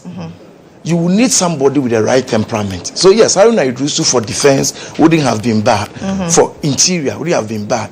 What people don't know is that defense and interior are very critical sectors. But per the nature of their structure, do not have so much problem. Because of course, the day any of the security service decides to go on strike, those who led that thing would have been charged with mutiny.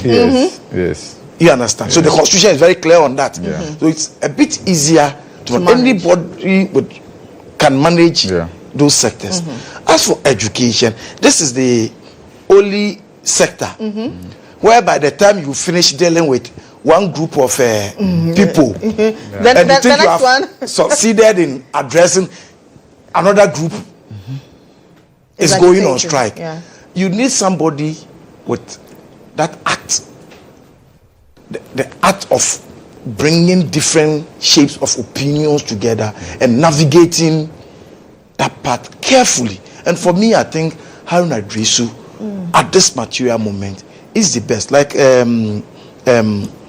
IB said, you are going to deal with the challenges of the free SHS. The last thing this government will have to dream of is twisting that policy to the detriment of majority of Ghanaians.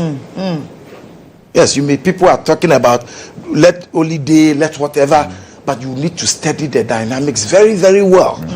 Because the over 700 secondary schools, how many are boarding and how many are day? And if you decide that only day students, how many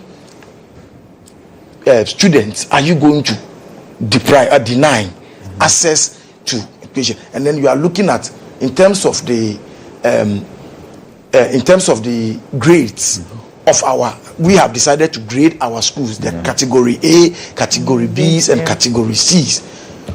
I'm yet to see any category A school that is not a boarding school.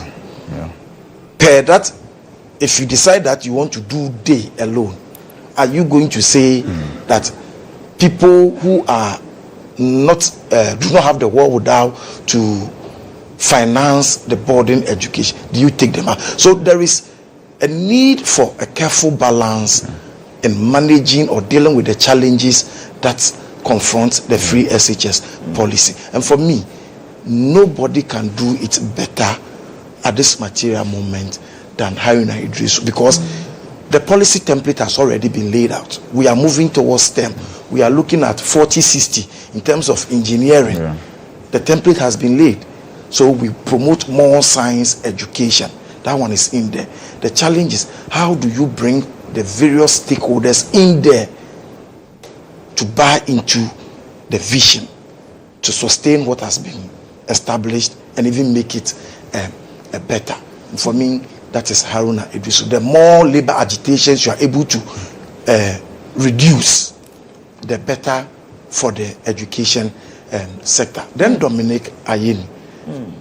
Largely because democracy is about law.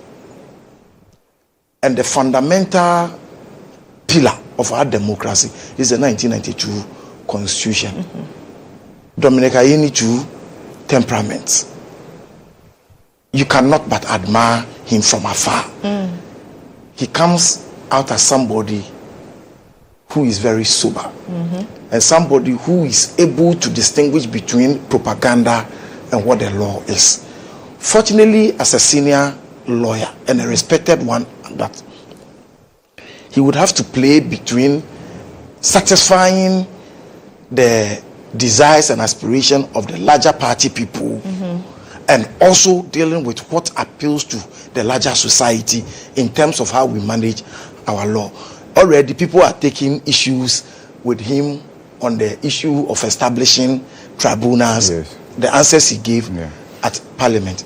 But I said, yes, he needs to draw a fine balance between satisfying. And don't forget, the NDC has a history. Under Prof. Mills, a seasoned lawyer like Betty Modidrisu, after doing all the political platform talks, get into the saddle and begin to realize that there is a clear distinction between propaganda and the law. Suspicion and what the facts say. So you don't just rush to the court. Somehow pressure was brought to bear on Prof. Mills. She was pulled out and sent to education, and then Martin Amidu was brought in there. And Martin Amidu was brought in there, and after some time it was like there was no action. I remember Martin Amidu coming out to say that he was not going to send people to court just based on allegations or suspicion of party people, and that the tenets of the profession requires that he goes to court with hardcore evidence in order to do that. So you need somebody who is very sober, because if not, you end up jeopardizing the whole system, because you rush people to court and you are faced with the challenge of proving beyond reasonable doubt, and you're unable to meet that threshold. Then the argument becomes that the justice system is unfair to us. Remove this, remove that, remove that. So you remove. Tomorrow when power changes hands, then the argument will be that we also remove, and we don't build any system. So for me, I think these are the two most interesting appointments so far. As for energy, already he has started with propaganda. The propaganda, I sincerely, that 5 hour, for me, I felt was needless. You have just taken over government. You have gone through the transitional problems.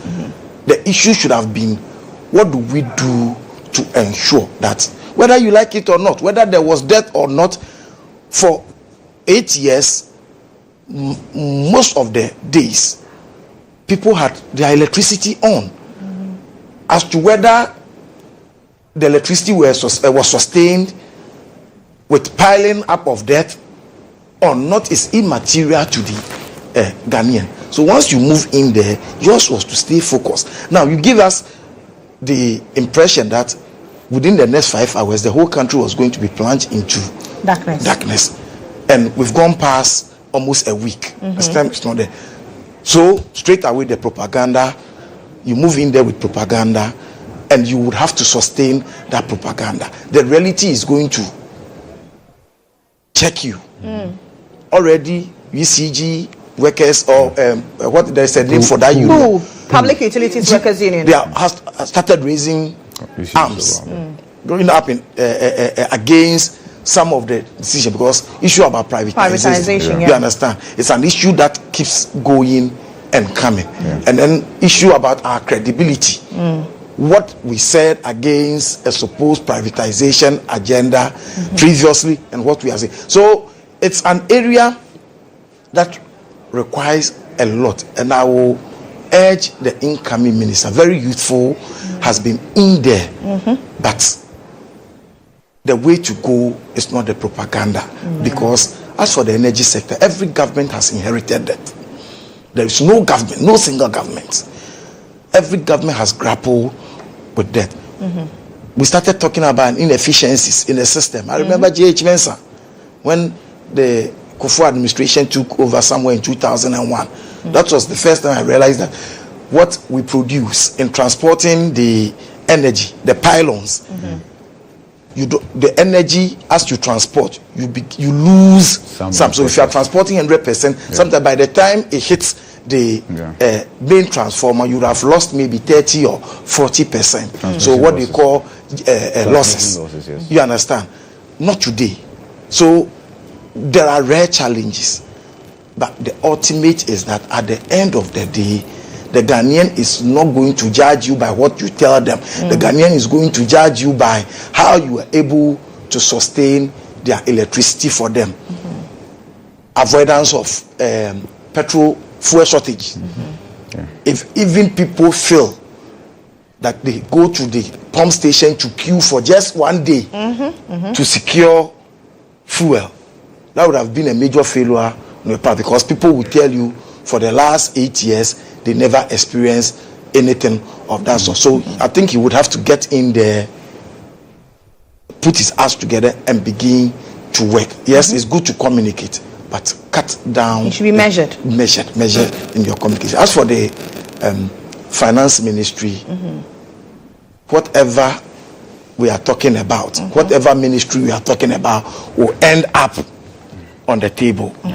And depending on what is found in the treasury, you decide how you disburse it, whether to invest heavily in agric or invest heavily in education, whether to provide more resources for trade and agribusiness to function. Finance ministry is going to be very, very, very critical. And given that the macro indicators show that most of the variables are in the positive, will mean that the finance minister would have to get his acts together and ensure that where the positives have been bequeathed to him, he better those ones, and where we have the negatives, he work to get those negatives into the positive. So it's interesting this yet, but sincerely I think those two ministries, like I said, for me are the most interesting ones for me. I raised the concern about the throwing in of national executives into administrative roles in governance, and what this does for even the party level. Because then obviously the national interest will supersede the party interest. So the youth development wing may necessarily suffer. Really, I've noted that myself. Before I come to that, let's attempt to inform the viewers who called from the northern part of the country and were asking Haruna to be sent to a security portfolio because of the security challenges. That's exactly what you don't do. You don't appoint an individual whose region or whose enclave is on fire to head any security agency. Bias. More especially when it deals with internal interests. Exactly.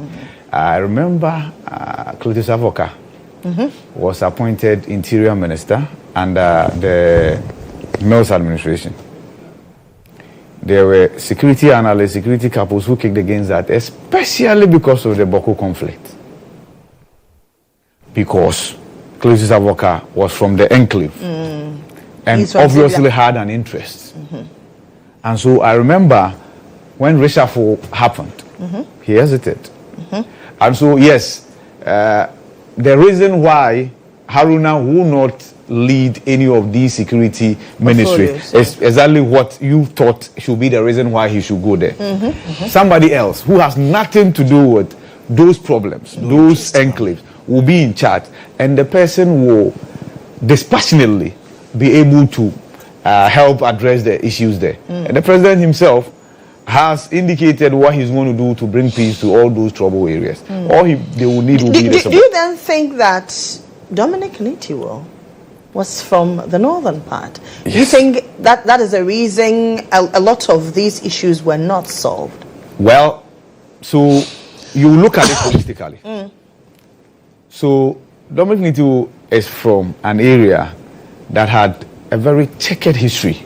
We don't even want to remind viewers of what happened. That war that took place when Rawlings was the president, right?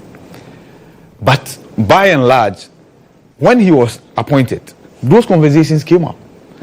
We can now say that he handled himself well because we didn't hear of any negativities that blew out of proportion in that regard. But it's definitely something to look at when you are making an appointment to set portfolios. Now, back to your question. Yes, I've personally noted on platforms that it's a challenge. And the way and manner the NDC is doing it is of a proportion that has never been witnessed before. See, the regional ministers that were appointed, about 70% of them were all other regional secretary, regional women's organizer, direct. It means that those individuals that people killed to elect to take charge of the party and lead the party would now have to be replaced by decisions of individuals. You get it? Those people that will take over from them were not voted for by the party members to take those roles, to take charge of those roles. Now, will the party suffer? Obviously. Obvious. And there will be more to come. They are not done. So yesterday, just when we felt Sami Jemfi, the National Communications Officer, is leaving. Okay. Will Malik stay or leave? That answer will come very soon, within 14 days. Right? And that's depending on where he's going. Depending on where he's going. Right? There's a need for some people to say that no, we will stay behind for party governance purposes. And secession. And for secession purposes. We will stay behind. Now, like I said, the party is now looking more internally than externally. I'm aware that for a particular portfolio, which I will not mention, there was a name that had been tabbed. That person had been prepared to assume office. That person had informed his workers that I'm hesitant. Only for the party to say no. We are not allowing any outsider in parentheses, to play any role in this ministerial portfolios this time around. So they said no. And true to that, the party person has been given that portfolio. Now, if the party person performs, there are no ifs and buts, there are no qualms. Yeah. But if the party person doesn't perform, you have not just deprived the president of his ability to perform, you have not just deprived your party of ability to have a success story, but the nation actually suffers as well. True. Right? So if it's like for like, they are all competent, then you say that no, of course, if you did not contribute, no contribution, no chop, I did say, right? If you did not contribute visibly, because contributions come in different forms and shades. I'm aware of a name that has been penciled to take over as health minister. And when I heard the name, I was like, oh, but that person, and when I say this, everybody will know the person. That person left the country when the party lost. And they say, oh, really? You have no idea the financial support that the person brought in. So you, the party member, or the party person, or the full soldier will sit there and say that, yes, will sit there and say that, oh, but this guy was not on the campaign platform. This guy was... His contribution was in diverse ways as well. You get that? Yes, so these are the dynamics that might not be very visible to the party people, to the full soldiers. But they work out. But I agree with you that the party will have to find a way of addressing the mass exodus, because I call it mass exodus, and it's been massive. And like I said, more will come. Mass exodus of the party people who have now joined the executive. Also in parliament. Mass exodus of the front bench. So in Malama Kufibua, initially, and I can say this, initially, Alasan Suhini, more parliament for Tamale North, his name kept coming up as somebody who is headed to the Lands and Natural Resources Ministry. All of a sudden, Malama Kufibua's name is in there as well. Right? Because his original portfolio, which is energy, has been gone taken. Exactly. Former Health Minister Alex Egbefia, many people are asking, okay, so where is he going? Where is he going? Already, his region has 2 cabinet portfolios. And many other dynamics. Communications. Okay, I've heard many people ask, Omani Boama, Sam George, where's Sam George? Where's Sam George? I suspect the 2 of them will go to the communications ministry. And by the way, when you talk about Haruna being the right fit for the education ministry in terms of STEM, it's also because of his knowledge in communications, IT, digitalization. Right. That will come in handy in continuing what Educhum started with exactly, STEM. with STEM. And then do these STEM schools and what have you, because indeed that's where the world is headed. And so yes, the party will have to find an answer to the mass exodus. Otherwise, it will have a price to pay. Cliff, let me take it first, then we can move to the diplomatic part. A difficulty in balancing a party that gives birth to a government. Yeah. I'm sure the thinking that, okay, these were the people who were at the forefront in mobilizing and building the groundswelling for the victory. They will need resources, and whether we like it or not, we can play the ostrich for whatever.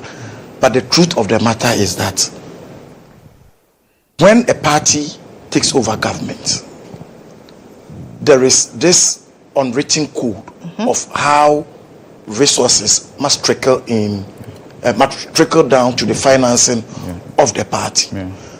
And so I'm sure the rationale is get people who were rare party people or people who were with the grassroots in positions where resources are easy to find, and hope that they find the resources to help the very people they work with. Sometimes, unfortunately, you get them in there and then the orientation changes. They tend to forget that we were in the trenches with some group of people, and by virtue of our collective efforts, we have been given the opportunity to be around where the resources are. They get the resources, and then as to where the resources go, no one knows. Not long ago, we had the General Secretary of the MPP, somewhere in the Bono region, giving warning to CEOs and party government appointees who were not turning back to go and support. The question is, support in what ways? It's all about he believing that you have been put in a position where resources are easy to come by. Whatever resource you get, make sure part of the resources gets back to the grassroots. So there's always a fine balance between the two. For me, the president is just one person. He's the head of state. At this moment, he's the leader of the party. Yes. He has done his bit by giving you the position. He can't be everywhere at the same time. It is up to you to realize that the position has not been given to you for the benefit of only you and your family, but for the benefit of the entire party machinery, to the larger party machinery and to the larger society. So you would have to draw a balance. How do you satisfy the Ghanaian? Because you are put in there as a representative of Ghana, not as your political party. But it is your political party that worked to get you there.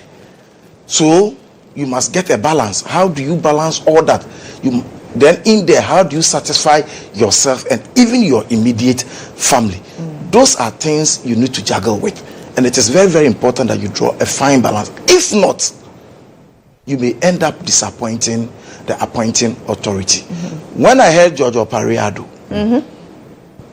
this is one particular election. It was very visible. He did very well. In 2020, he was blamed because people thought he couldn't mobilize the youth to come along with them. This time, he mobilized the youth to come along with them. The youth have huge expectation. If for nothing at all, there are certain key institutions that does mass recruitment. How is he going to ensure that, yes, in recruiting, you give equal and fair opportunity to every Ghanaian? But don't forget, your party full soldiers are also Ghanaians. And so if you don't have a system that ensures that even as you recruit with a very fair system, you get a lot of the people who help to get you office employed. Sooner than later, people will be disenchanted.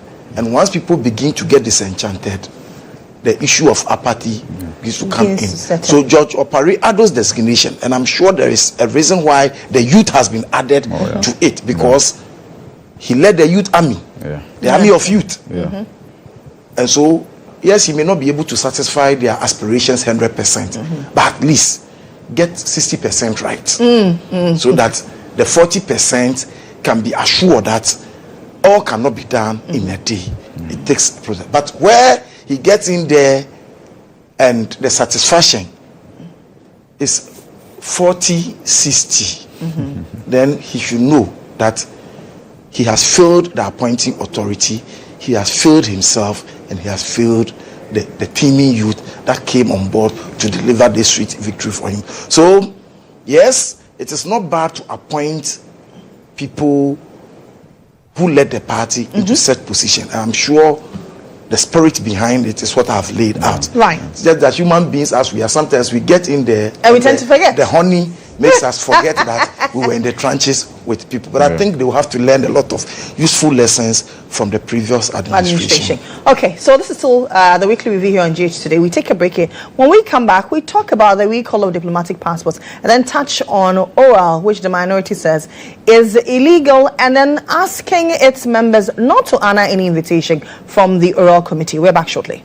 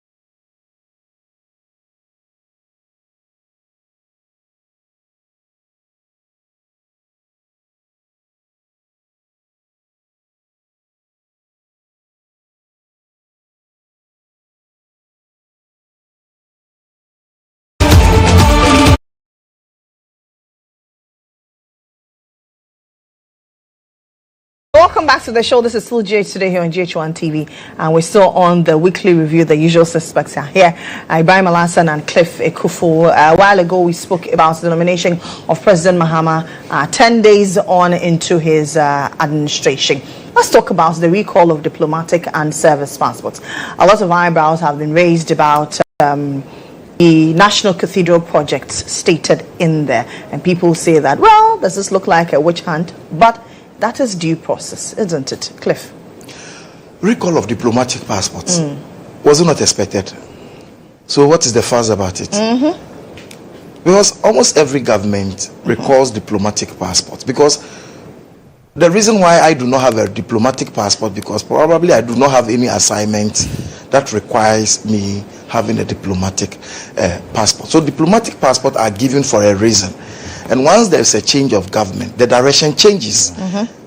Once the direction changes, it means those privileges must also change. Or people were expecting to use their diplomatic passport in perpetuity.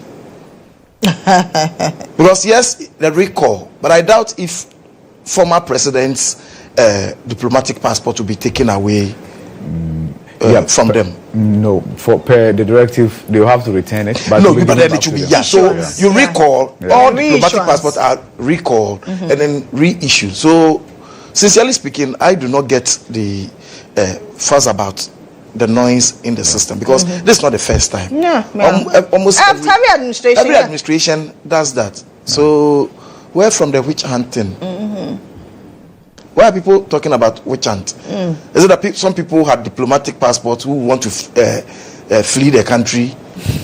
But even if you hold a diplomatic passport and you want a visa, you need to go to the it needs to go to the Foreign Affairs Ministry. So sincerely speaking, I don't think it's an issue that we should waste our time on, because at the end of the day, the administration is going to award diplomatic passport anyway. And if indeed your schedule is such that you require a diplomatic passport, I don't think people will be irrational in this administration not to grant you that service. So some have also raised concerns about spouses in there.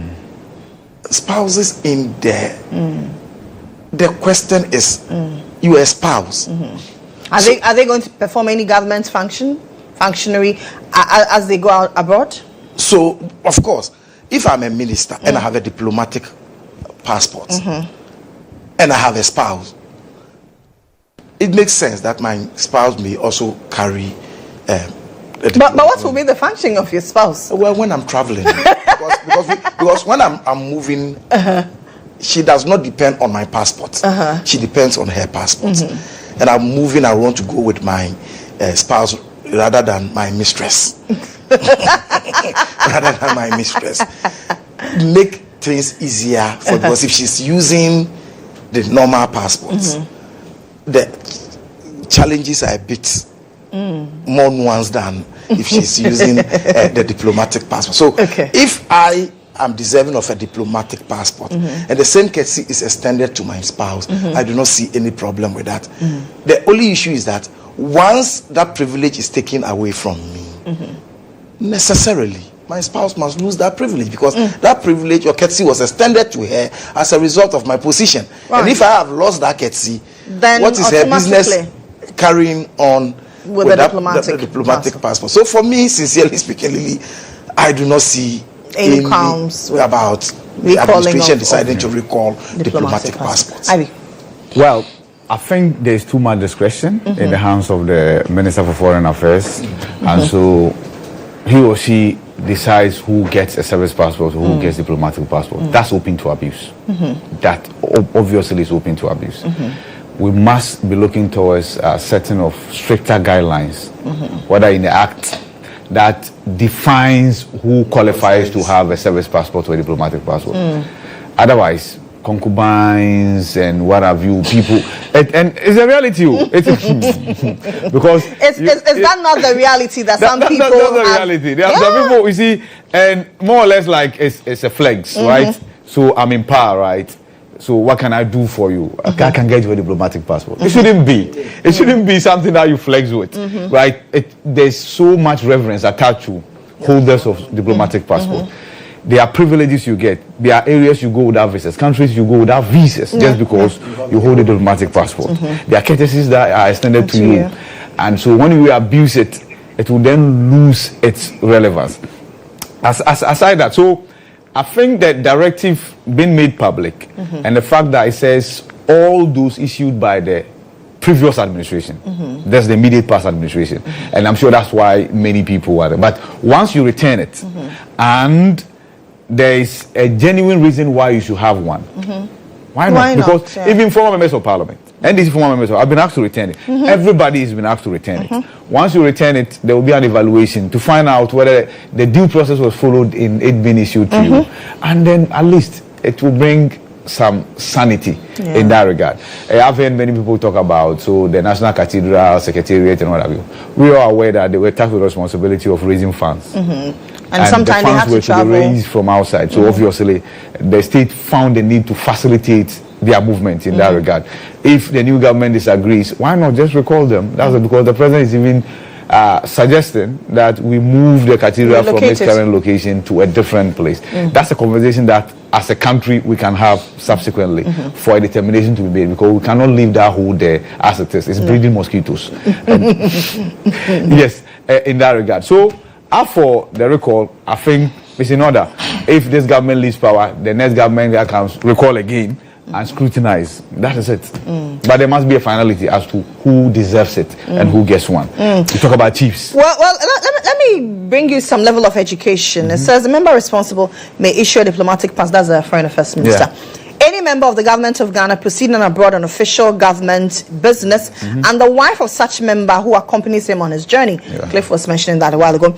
Any diplomatic representative of Ghana accredited to any other country or to any official international organization as head of mission, and any member of the diplomatic staff of such representative, any consular officer of Ghana, the wife and every member of the immediate family residing with him, of any person referred to as that's a diplomat or to whom a diplomatic passport is issued to, the head of any delegation of Ghana attending an international conference or convention at which countries are officially represented, any prominent citizen or high public official of Ghana proceeding abroad who, in the opinion of government, requires such passport for the purpose for which he's traveling abroad. So there you have it, the modalities of who deserves a diplomatic passport. It's clearly spelled out. And in the case of National Cathedral, well, they were taxed with the mandate of raising funds, and very often they had to travel abroad to raise those funds. So that's some bit of education there. But let's touch on our final topic. That's the oral committee, its makeup and its legality, or whether or not it is illegal, and the minority asking former appointees of President Akufo-Addo not to honor any invitation by oral. Cliff. Right from the word go, I have said this oral committee was needless.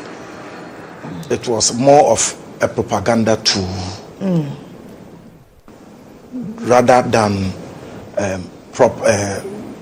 the desire to actually fight corruption.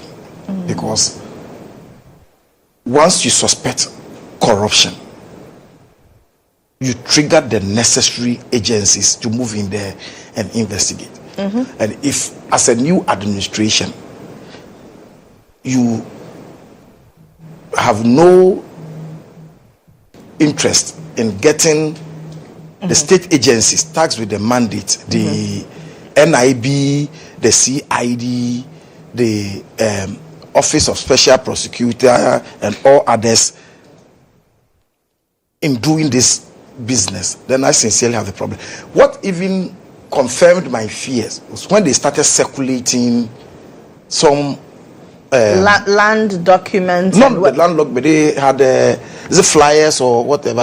Yes. About a list of issues they are following, the amount of money involved. And I asked myself, that's information gathering. Does the law bar them from doing that? Those are not new information. In any case, those are information available to the chair, Okujeto Ablakwa, for which he had pursued. Okay. You understand? So if you feel so strongly about it, but before you put it out there as a corruption or corruption-related case, presupposes that at least the prima facie would have been established. Once the prima facie is established, you are in government. All you do is, okay, forward those information or necessary documents to the relevant station to NIB. Let them complete with the necessary investigations. Send the information to the Attorney General's office. Blow the docket. Hold the people before the court. You understand? But you set up a committee. I don't know whether it was done through an executive instrument, whether it was an LI establishing that particular committee. So, on what basis are people going to deal with that particular committee? Because if it's a commission of inquiry, the Constitution is very clear on how to establish a commission of inquiry, the benefits that accrue to anybody who is called before that commission, and what the state can do with whatever information it has. It's acquired through a commission of inquiry. If it's a committee of inquiry, the law is very clear on that. So, what exactly is the aura about? Information gathering and validation. To what end? So, the information is gathered, validated, and then sent where? To the Attorney General's Department, sent to the CID to shraj or... So, sincerely speaking, I, from day one, viewed Aura as more of a... Political witch hunt? Not a political witch hunt necessarily. Propagandist too? We have preached a certain narrative. And in order to reinforce that narrative, we must do something to resemble something. Okay. And that's exactly what we do. And so when the flyers started going out, talking about housing, lands at cantonment and all those issues, more especially, some of those issues involve the chairman of the committee. Where on news analysis, he had been confronted with another set of facts and he has moved away from it. But then he finds expression in this Aura thing. So sincerely speaking, I've been wondering, assuming he gets a ministerial portfolio, is he still going to remain? But oral is a temporary setup, isn't it? This is. Lily, why do we worry ourselves over nothing in this country? Temporary to what effect? Because it's not as if whatever information you gather and which agency you decide to use picks that information and quickly rush to execute whatever it has to do with it. At best, the information may trigger further investigation. So if CID gets that information, all they will have to do is invite those involved because they are entitled to that. You understand? Yeah. So why do we waste so much time with all that when indeed those information are information that we are privy to? And we could simply have invited the CID and ensure that the CID does a thorough work and secure the prosecution. I, as a student of history, in political history, at least, if for nothing at all, the Fourth Republic, seen from 1993 to date, how we have raised issues about corruption, and yet, when it comes to the most crucial moments, we fail the test. Yeah. We fail the test. Unfortunately, corruption has become a tool. People will tell you, a lot of people got disappointed in the Akufo-Addo administration because if you watch the narrative about corruption in the first John Mahama administration and what the Akufo-Addo administration achieved over the 8-year period, clearly there was a mismatch. And so people felt disappointed that, yes, you say Lily is a thief, you say IB is a criminal, you say this is a... And then when we gave the mandate to you, you couldn't send Lily to convict Lily and get our money back. Even the infamous Wyoming, that we made a lot of noise about. What happened to it? So, yes, it's a corruption is a political campaign tool we use, and we have used that from 1992 till date. When we get the chance, now we are caught with a reality, and in trying to massage the expectation of our teaming supporters who go about referring to everybody as criminal, we must find a way to justify why we say A, B, C, D are criminals. And that is why the aura was established. But sincerely speaking, when we started probing, you start getting different. Oh, they are only gathering information. And when they gather the information will be forwarded to the appropriate authorities to do that. And then the question is, are the appropriate authorities not seized with the power to conduct what Aura is doing? So for me, right from the word go, I will not mince words. Was dead on arrival. It didn't make sense to me. And indeed, I'm not surprised the minority is saying, and of course, if you invite, Aura invites, and I decide not to turn up, there is nothing you can do, because there is no law compelling anybody to appear before Aura. Well, I'll be brief on this. I think, I don't know why we are splitting hairs over this. So, Aura cannot invite anybody. And per what I gather, Aura has not invited anybody. See, Operation Recover or Loot is a manifesto promise. And that is a process. The NDC has at least 4 years to implement that, to recover whatever loot that is saw in opposition, right? Good. Then, a private individual, then President-elect John Dramani Mahama, said, family members, 5 of you come, sit by this table, receive information from the public for me. When you are done, put it together and present it to me. That didn't need any legal backing. That didn't need any legal backing. If the directive was that, go and investigate, invite people, subpoena people, arrest people, then we'll have been in a banana republic, because they are institutions tasked with responsibility and with the legal backing to do that. But this one, as we were told, gather information. Now, when you hand over the information to appropriate quarters, they determine which one to pursue, which one to discard. So initially, like I said, I saw, in fact, the caution to MPP appointees that don't show up. It's even needless, because they don't have to show up anywhere. They don't.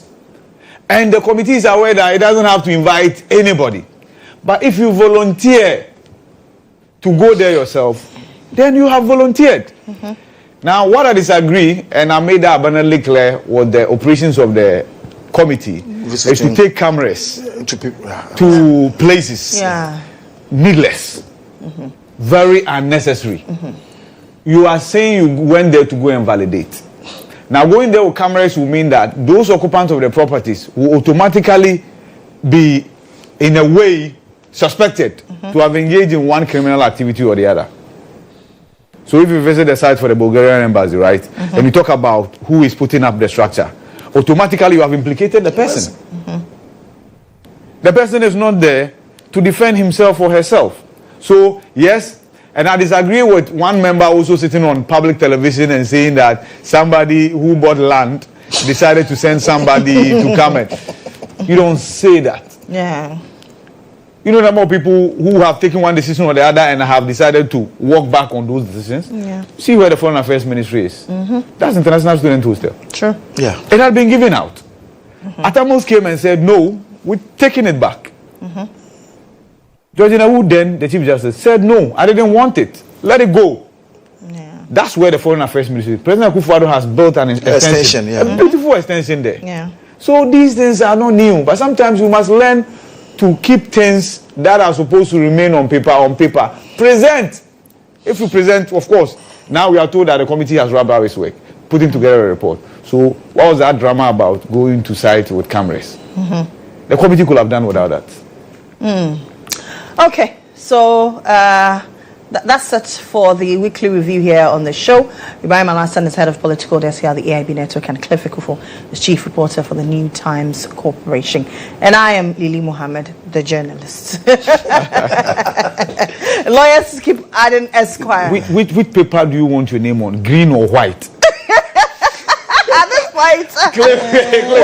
Once it's on a green, then you know that you are leaving. Yes. Once it's on a white, then you are coming. But there was somebody. The NLA was on the green. And it's shocking because he's allergic too sure. Maybe that's right.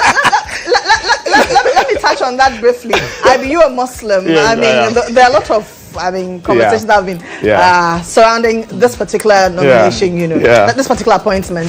People say that, but doesn't the Quran bar people from, and some also say, but the Christianity also bars people from staking lotto. But Samir couldn't. One thing. Samir who has made NLA very attractive. So I can understand why people would sacrifice any principle to want to be there, right? I was very apprehensive, to be honest with you. And he said, no, as far as Islam is concerned. Until I got through that, he's a lotto man. He's a lotto agent, and he's been doing that all his life. So I said, okay, we all go and face our maker. So absolutely. Anyway, I wasn't surprised.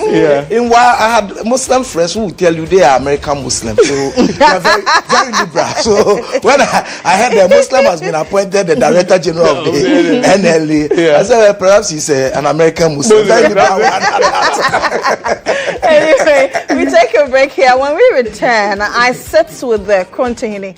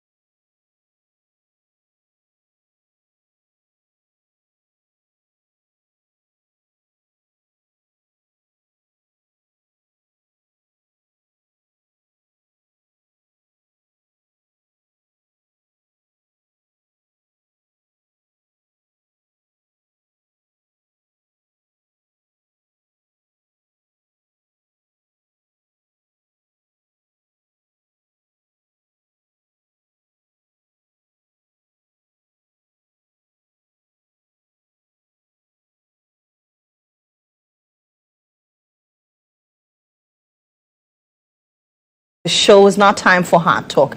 Now, traditional or chieftains institutions are the cornerstones of local governance. But what specific mandate is given to the chiefs in our governance system, and by extension, political governance, especially as a beacon of democracy? Today, we assess the role of traditional rulers in governance. My guest this morning is a man who's made waves in the last couple of weeks and months, Nana Bwedi Ampunim Obodede III. He's the contingent of Achim. Good morning, sir. You're welcome to the show.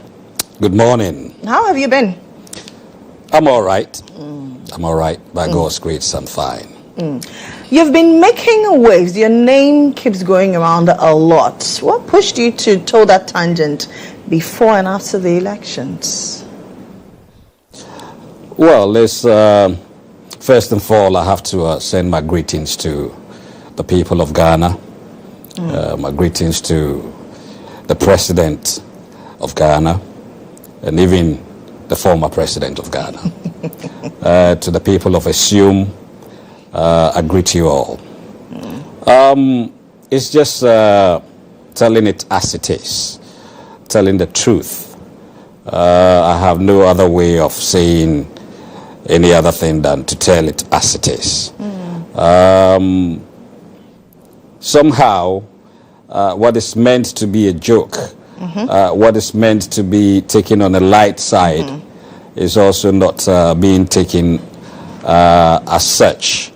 I believe slowly Ghanaians are losing our sense of humor. And so I think we should go back to it. If anybody will talk about a Ghanaian, it's how friendly we are and how tolerant we are. But slowly, and I believe the election also played a part in it, and the hardship in the country is also to blame for it, and partisanship is taking such a shape that whatever you say is misconstrued to mean something else. Let's take a chill pill as a country. Let's go back and make fun of ourselves, even if that's necessary. Politics should not be war. You say let's make fun of ourselves as a country, right? But you have on a number of occasions gone at the former president, Nana Akufo-Addo. You have said Ghana does not deserve another president than Nana Akufo-Addo. One would ask, did Nana Addo ever wrong you? Did I ever wrong Nana Addo? But you said Ghanaians don't deserve a president. Did Ghanaians wrong Nana Addo? I would rather we don't talk too much about the former president. I hold his office with all the respect, in high esteem. Sometimes you would see things and where he is as a president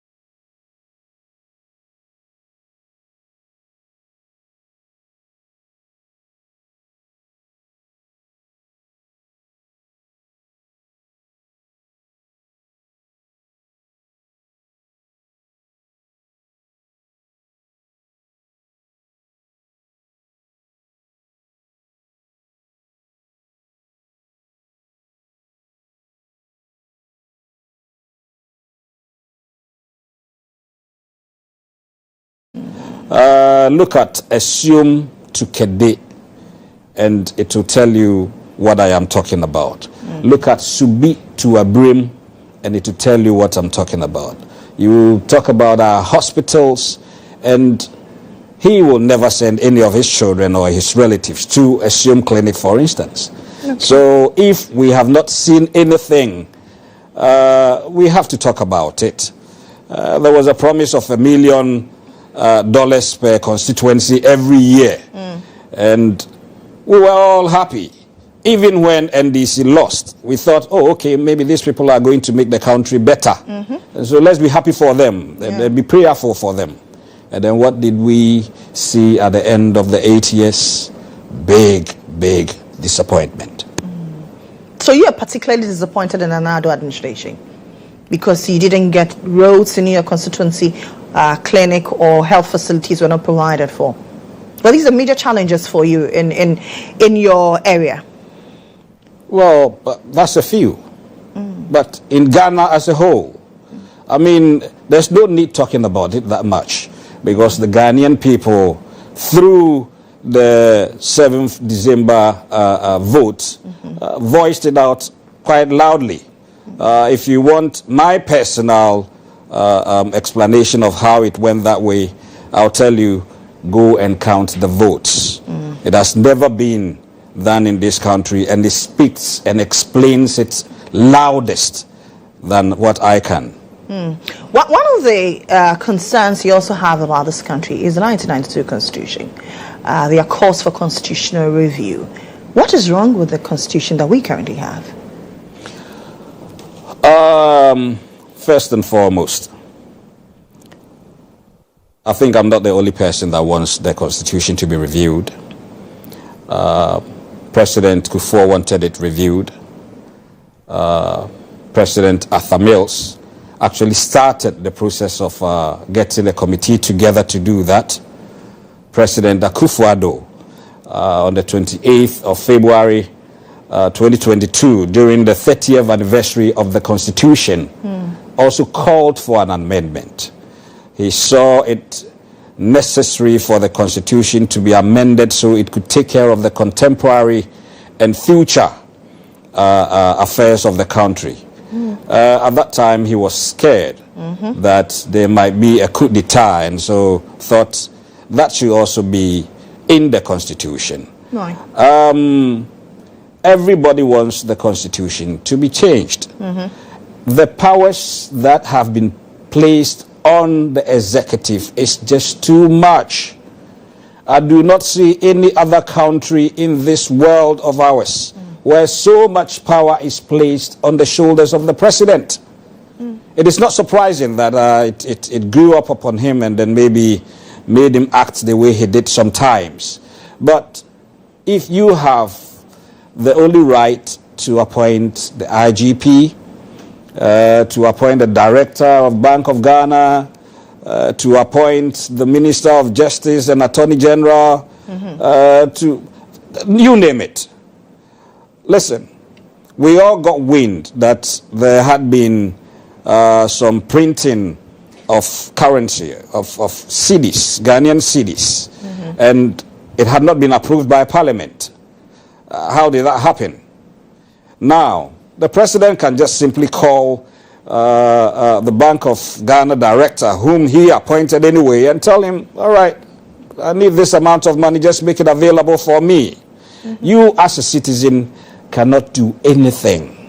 If you say, oh, I will take him to court, the apex court itself is, he's the appointing authority. Appointed by him. So who is going to listen to you? Or you could say, for instance, all right, I'll just make a criminal case out of it. The IGP is appointed by him. If there is nothing anybody can do, if we are not lucky and we get another president who might even be worse than Akufo-Addo, Ghana is doomed. Nobody knows exactly how much was printed. Nobody knows to whom that money was printed. And there's a lot.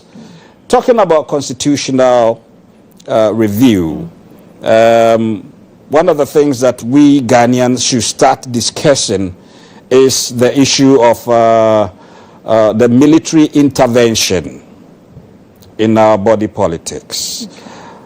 We've had about 9 coup d'etats so far. We have experienced it.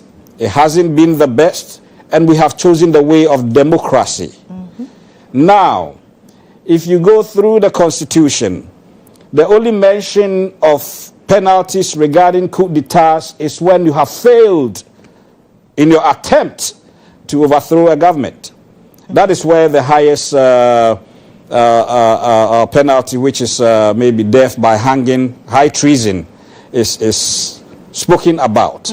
But if you are lucky and you get through and you become a head of state, you are a hero.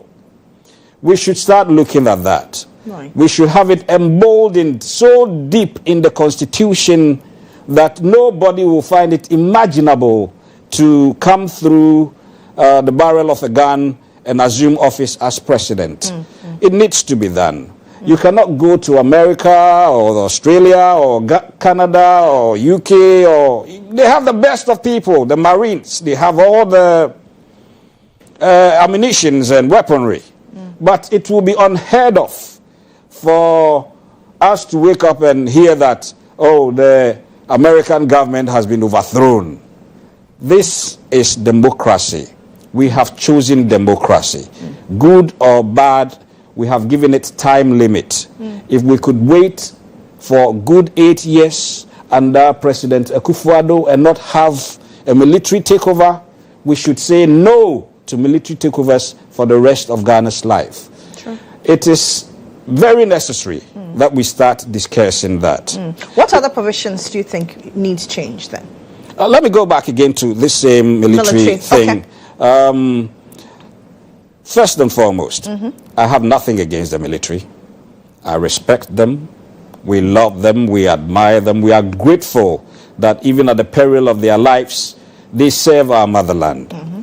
We know that there are a lot of them who are professional. As a matter of fact, about 99.9% will never dream about overthrowing a government. Right. But of course, there's the odd 0.1% who think they are adventurous enough. And it's not just soldiers. There are some of them who are lawyers and some of them who are doctors and farmers and even Boy Scouts, and even armed robbers can pick up arms and think they can overthrow the government. That is where we need to have it enshrined in the new constitution, in a reviewed constitution that says that Ghana has chosen democracy, and so Ghana will not allow any overthrow of the constitution. Right. We have had the first, second, third. We are in the fourth constitution. There should be no other constitution after the fourth Republican Constitution. We can have amendments. We can have subtractions and additions. But there should be no room for us to have somebody come with guns and bombs and whatever and overthrow a government. I am saying this because the period between 7th December after the election and then 7th January was a period of great anxiety for everybody. Why? There were so many journalists who are of great repute who went scaremongering, if you call it, that, the soldiers were being sponsored to overthrow the government. There were prophets and men of God who were also all over the place saying same thing. We should start talking about it. Ghana should choose democracy. There should be no other constitution apart from what we have. Right. And as a matter of fact, by way of suggestion, I think if you are a military officer or a policeman or a Navy officer, and you think you have what it takes, or you think you have new ideas that can transform this country, the best you can do is to resign, form a political party, contest elections, and if people think, you can do the job better, they will vote for you. Right. If you want to be in parliament, it's the same thing. You resign, contest, win, and then you'll be there to help government. We should model our democracy on the same democracy of the Western Europe, the very developed ones, and then of course America's, the Australia's and Canada's, so that when we have that stable democracy, Ghana will always attract foreign investment and all that. Look at how we suffered because of Ukraine and Russian war. How do you think we will suffer if, for instance, the whole of the other nations decide to isolate us, condemn us, and then punish us? I mean, Ghana is just going to go down the drain. So we have to look at it like we have never done before. Holistically. Apart from that, of course, there is the issue of chieftaincy, which I believe should also be taken care of in the Constitution. For now, the only thing a chief can do is to dress up neatly, go and sit at the front seats, so that when the politicians come, they are greeted, and then when they are going away, you are probably maybe giving a takeaway or giving a thank you, and then you go your way. That is not what we want. That is why sometimes people will fault me for being a traditional leader, for being a chief, and still being involved in politics. But I do not listen to them that much, because I believe even a chief can do politics. It has been tried in the Supreme Court, in the case of Elom Kwam versus the Attorney General, and then the National House of Chiefs, and it's been established that yes, a chief has also the guarantees of Chapter 5, which guarantees our freedom, freedom of expression, freedom of association, and all that. And so yes, we can also take part in politics. Because when you look at local governance, you are the bedrock. Yes, yes. It should start from the roots. It should start from the assemblies, go to the regionals, come to the nationals. There should be a way for all of us, all chiefs. You see, a politician can be in power for maybe 4, 8, maximum is 8 years for the president, for instance. An MP can go more. But do you think somebody whose forefathers have toiled, shed blood to maintain their town or village, and who wants to see that town or village develop, will have less an ambition to develop it than a politician who is just there for 4 years? We should begin to see chiefs as instruments of development, because the lands belong to us and we are responsible for how it goes. Right. So what specifically do you want chiefs? What mandate do you want the Constitution to spell out for chiefs? Well, I heard during the campaigns that Dr. Baumia spoke about it a little bit. President John Mahama has spoken about it a little bit. I don't want to jump the gun. Already I'm aware that there's been a meeting or two, and so things are being put in place.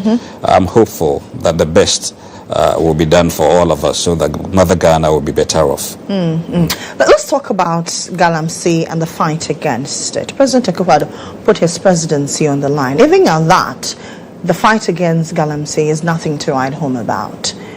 How should this current administration tackle Galamsey? Because you talk about being the custodial owners of the lands, and these lands are being destroyed. First and foremost, President Akufo-Addo and his government were never really serious about ending Galamsey. I have personal experience. I did my best, and I suffered a lot because of that. How so? I realized that people were just simply eager to get money. I'm talking of the miners. Okay. Whether they have documents or not, that was not their problem. And a few times they would destroy the lands, destroy the crops, and when there's no more gold to be mined, they just abandon it and leave. I took it upon myself to at least find a solution to that. And so me, together with the ASAFO, would go around making sure that if even you're mining, you do reclamation, which is necessary. The laws spell it out very explicitly. Yes, that you should not just reclaim, but even revegetate, so that even as you throw our cocoa and oil palm plantations and food crops away because you want the land to mine on, when you have finished, you go back, reclaim, and then replant those things there.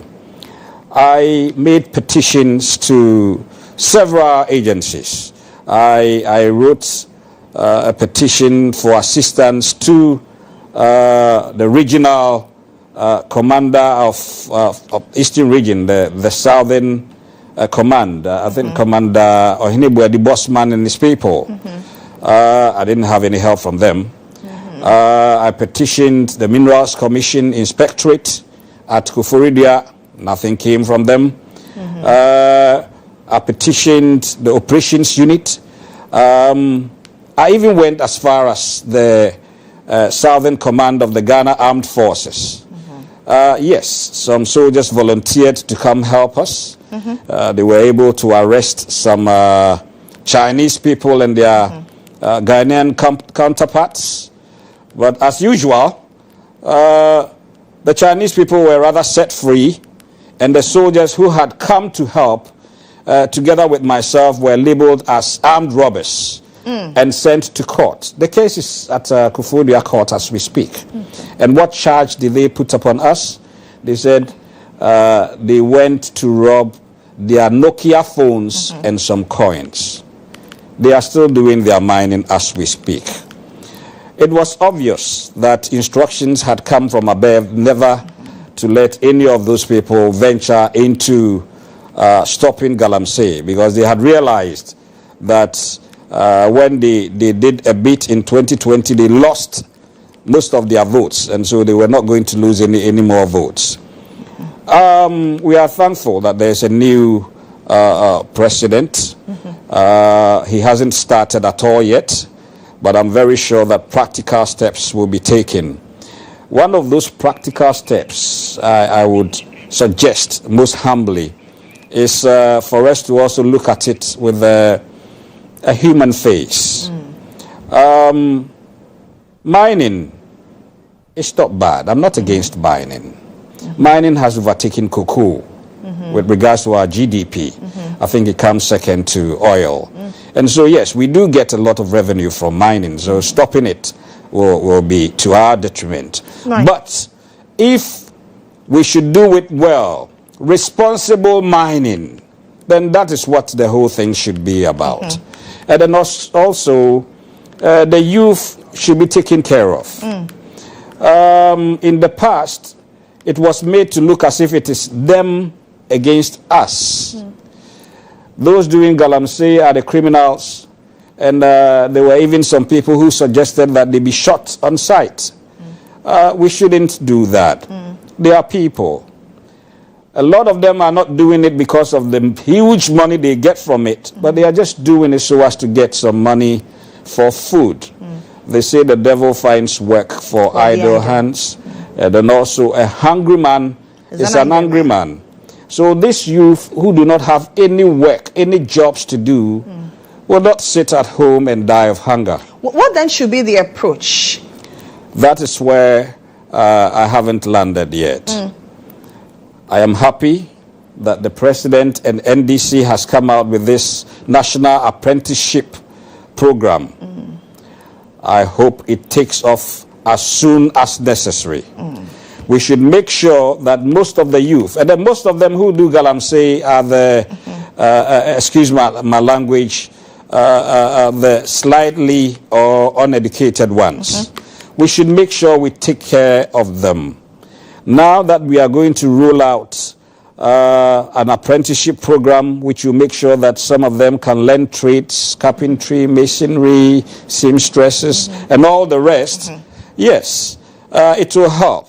the president has also said that when they finish the training, they will be given assistance to start up their own businesses, capital, tools, equipments, and all that.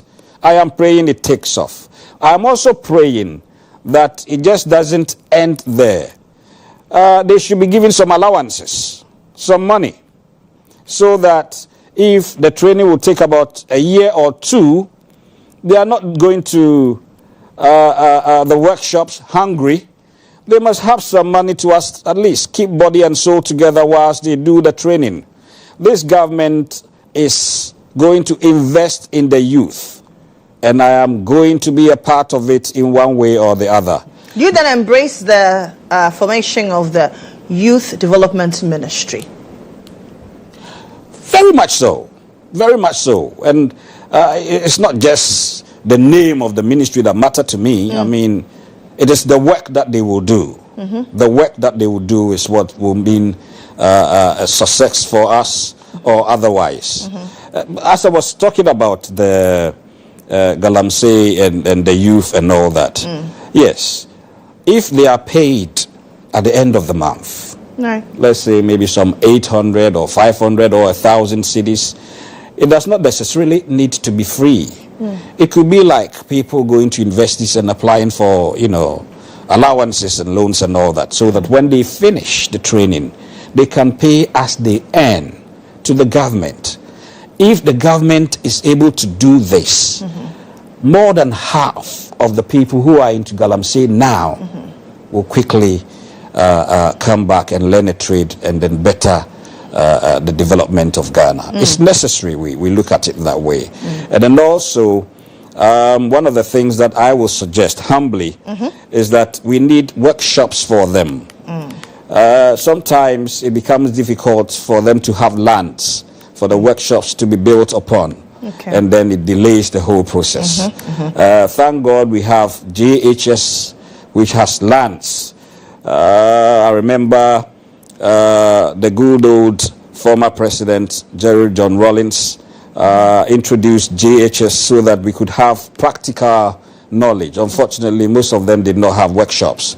So this will be a good attempt to build workshops at GHS grounds so that the people can go there and learn whatever trade it is that will suit them.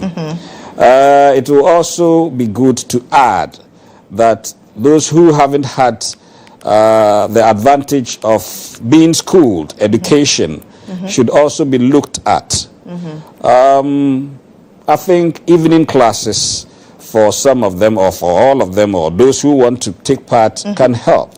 It doesn't need a lot of money. We already have schools. We already have classes. When the schools have closed, maybe between the hours of 4 o'clock and 6 o'clock, some teachers can be brought in, maybe 3 or 4, who will now be responsible for teaching the adults how to read and write. We should invest with all seriousness in the people of this country. We have every resources that the country can boast of. No country maybe has more. I do not know of any single country that has more resources than we have. But we are still suffering. Let's look at it by way of investing in people. If this country... And you think that will tackle the high unemployment we have? Very much so. Very much so. Look, free SHS is good. People are going through formal education. So much that now we don't have the masons, the plumbers, and the carpenters in the numbers that we formerly did have. So yes, it will create a lot of them. A lot of them. Jobs is what will solve the problems of this land. If this country, if this president does not do anything at all, but is able to provide jobs for the people of Ghana, and then also recover the loot that has been taken away, we will be more than happy with him. We will be very, very happy. Of course, the infrastructure and all that also comes in. Now that you talk about recover all the loot, so let's talk about the corruption fight. The NPP says the setting up of oral is illegal. What's your take on it? Well, for now it is illegal. For now, if NPP decides that they don't want to respond to calls or they will boycott whenever they are called, they have a right to. What are we doing? Listen, in the 1800s, before Ghana, Gold Coast had a Gold Coast Police Service. And it was made up of 6 European officers and 400 Nigerian indigents. They were actually brought in from northern Nigeria. It's in their history. If you talk to the police, they will tell you this. That is how come we were able to have the police force. Then after independence in 1970, Parliament enacted a law that set up the Ghana Police Service. Right. It was all right. They were fighting all the criminal cases. Then in 1993, there was the need for the Serious Fraud Office. People were asking the question, why? Why are you going to form another office just for fraud? I mean, whether serious or not, the police can handle it. But yes, we went ahead and we had the Serious Fraud Office. It didn't take long. It became YOCO, as we have it today. Yeah. Also an enactment of Parliament, I think Act 804 or so. And so they were given the legal backing to do that. Even when President Akufo-Addo came, 2017, he also decided to form the Office of the Special Prosecutor. Yeah. People thought, why? Why do we need that? If you're talking about corruption, can the rest of them not do it? Same argument that people made for YOCO and the rest of them. But he went ahead. Albeit a charade, and the one that chaired it said that it was Master Serpent's kind of something. But yes, they went ahead with it. Now, oral has come. Some of us stood on so many platforms. Some of us said that December 7th, 2024 was going to be a judgment day against all those corruptions.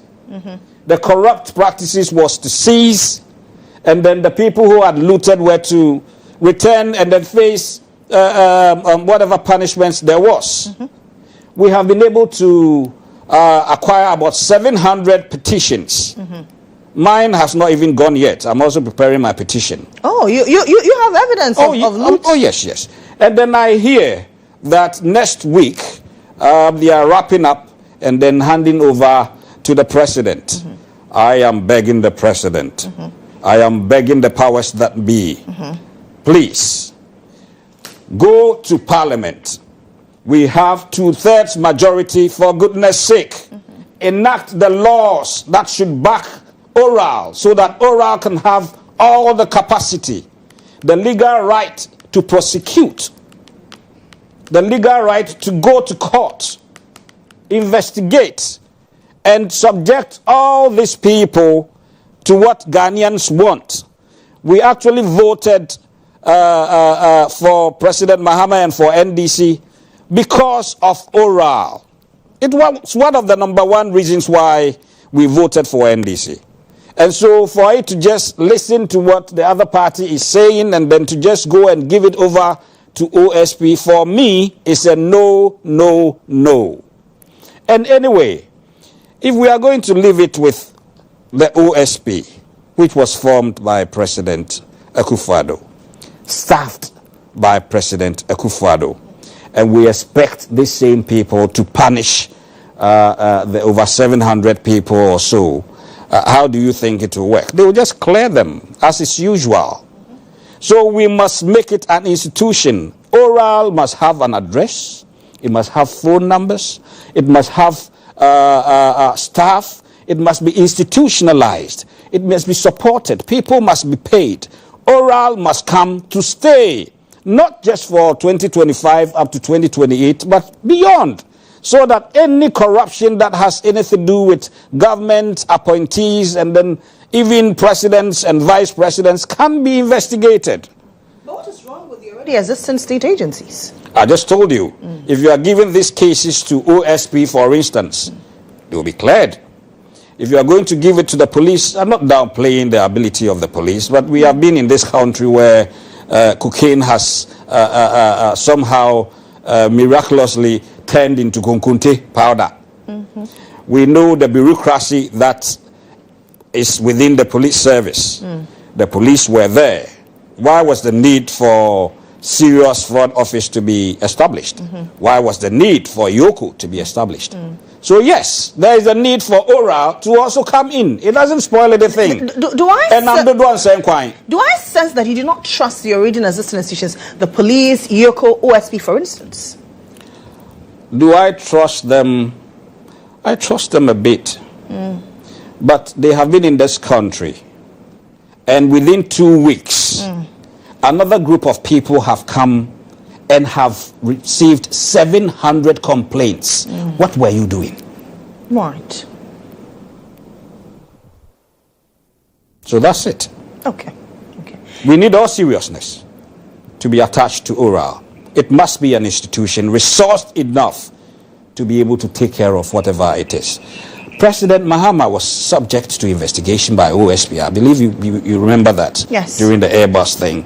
So why not? Why can't oral do the same thing? It's not witch hunting. If you don't have any problems under your carpet, you're a free man. But if you have chopped the money, you must make sure we get the money and face the penalties thereof. Ghana needs that. You see, democracy is becoming just about money, and those who have money win it.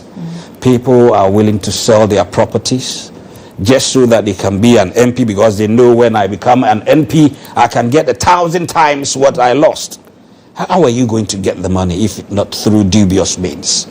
So if we have an institution that is going to look into it, and critically too, of course, it's welcome. You talk about amending the constitution to accommodate chiefs in executive governance. If it is amended, would you accept an appointment by President Mahama? I am ready to serve in whatever capacity, with an appointment or without an appointment. And I believe every Ghanaian too. We should sound more patriotic than we have been. This is our holy land.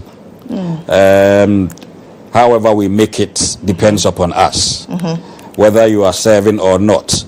Look, from 120 plus ministers, now the president in his wisdom is reducing it to about 60. So many people who are expectant of positions will not get positions. That doesn't mean we can't serve. We must all be ready to serve in whatever capacity we can, if even voluntarily. Thank you very much for coming. We do appreciate your time with us. Thank you very much. We do appreciate you leaving your subjects and coming to honor our invitation. That's Krontihini over Achim Assume. Here's Nana Bwedi Amponim Obudari III. That ends it for her talk. We are back shortly to do some celebrations.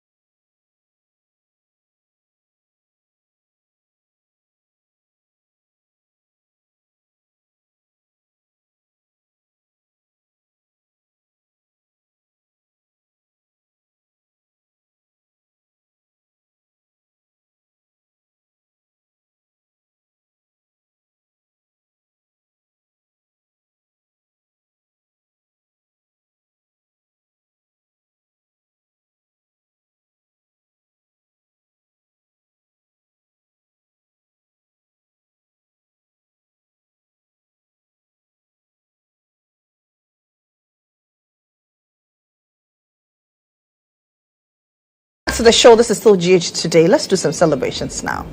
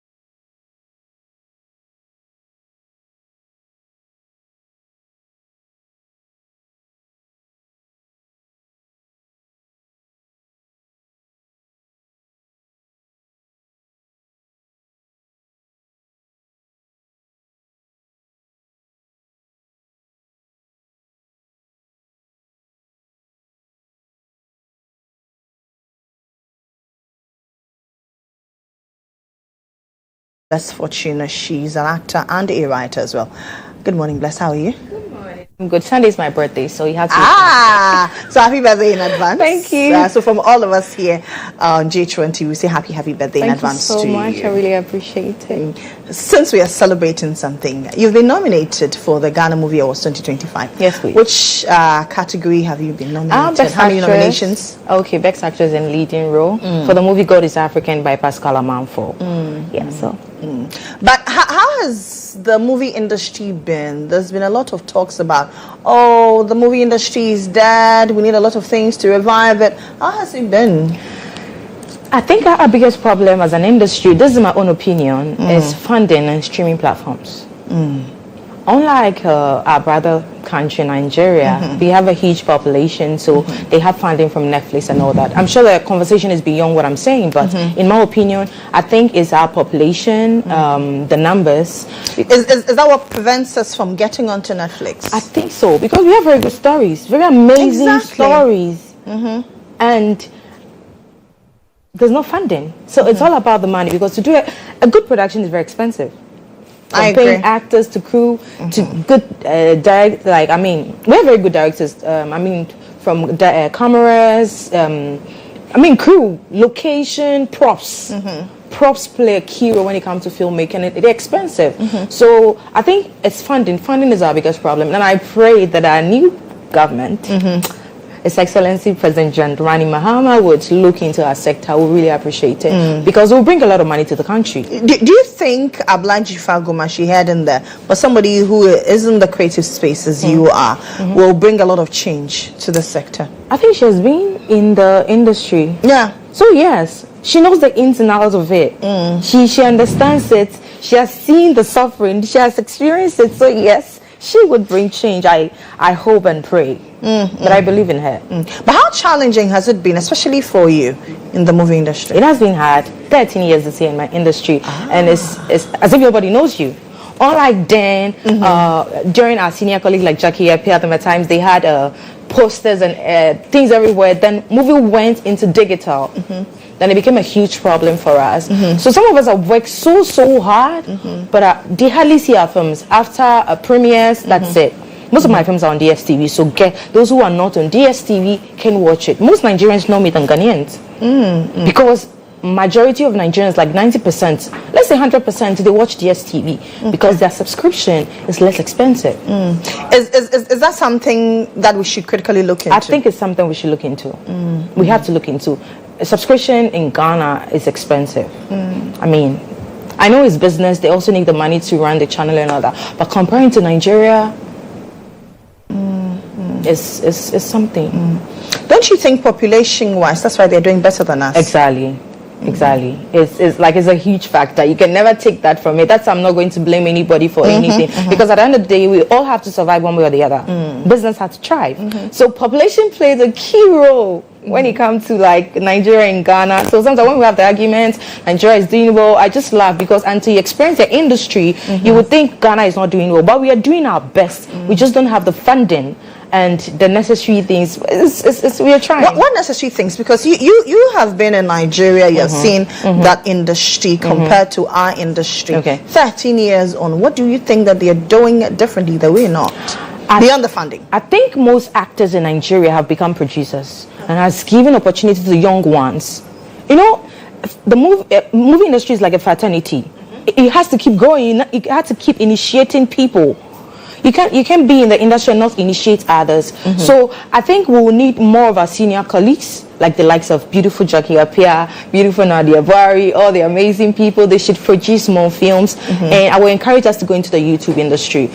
As much as we might think it is, some people say it's trash, it's content. They're making millions of dollars from there. And once we make the money, we can now invest the money. If we're not getting funding from Netflix, why don't you make our own films, get the money from online, then invest into our films? I'm sure we'll get there. How many films have you featured in? Can you count? 13 years on?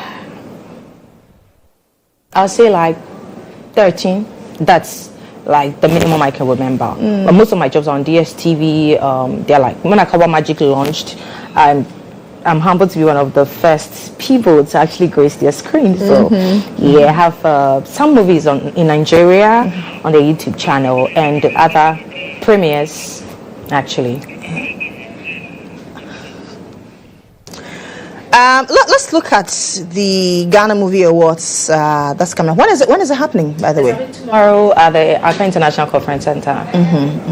What time? 8 p.m. 8 p.m. Yes, please. 8 p.m. What should I expect? Do I need to purchase a ticket, by the way? No, I think at this time it's strictly by invitation. They are not selling tickets. It's just strictly by invitation. So you had to get invited. I'm sure they've sent invites across. Absolutely, I am sure. You should get your Terry would not allow it if we don't get invited. Exactly. But how different is the 2025 edition from previous years? So the first movie awards I was I just attended. I was a very young actor. I just wanted to see the whole experience. I've not really done any good job. That was in 2017. But in 2022, I was nominated for Best Supporting Actress. Then I didn't win, but for the fact that they recognized my work meant the world to me. So getting another nomination this year is like, okay, at least I'm doing something. I'm doing something right. This is a huge platform, and I hope this time around it would get better and better as the years goes by. Are you hopeful you're going to win?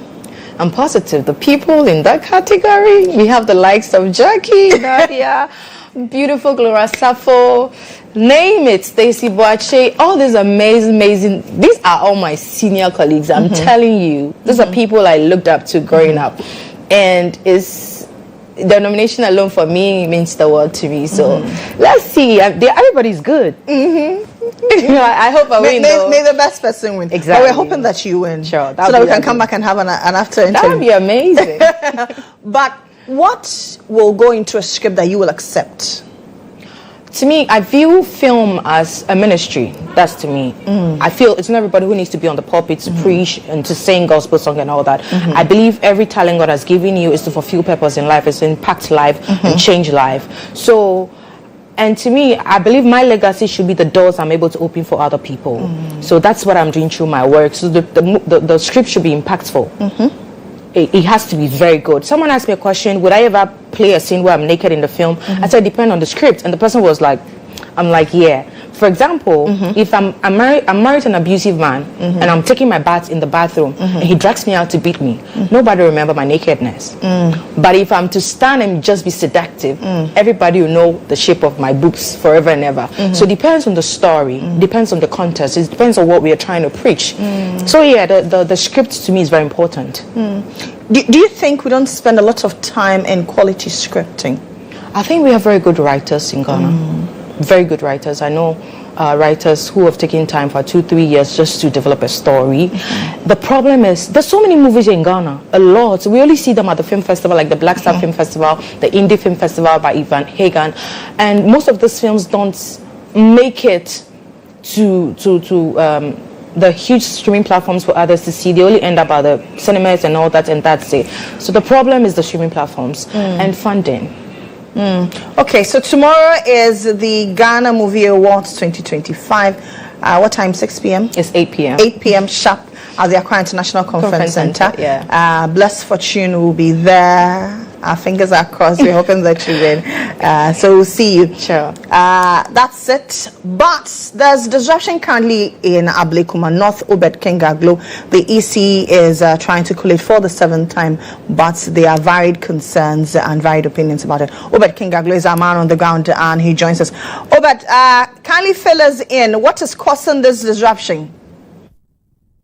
Right. So, Lily, right here at the Greater Accra Regional head office of the Electoral Commission, there's been some confusion, and louver glasses have been destroyed earlier by supporters suspected to be members of the National Democratic Congress. So we got information by the Electoral Commission yesterday that the recollation process by the Electoral Commission will be held today to finalize the results of the Ablekuma North constituency. You are aware that that is the only outstanding constituency that has not been declared so far. And so we got information by the Electoral Commission that the process will be finalized today with a declaration of 3 outstanding polling stations. But before we got here this morning, about 30 minutes ago, whilst we were waiting for the officials of the Electoral Commission and representatives of political parties and the police, we saw representatives, or if you like, supporters suspected to be members of the National Democratic Congress storm the college.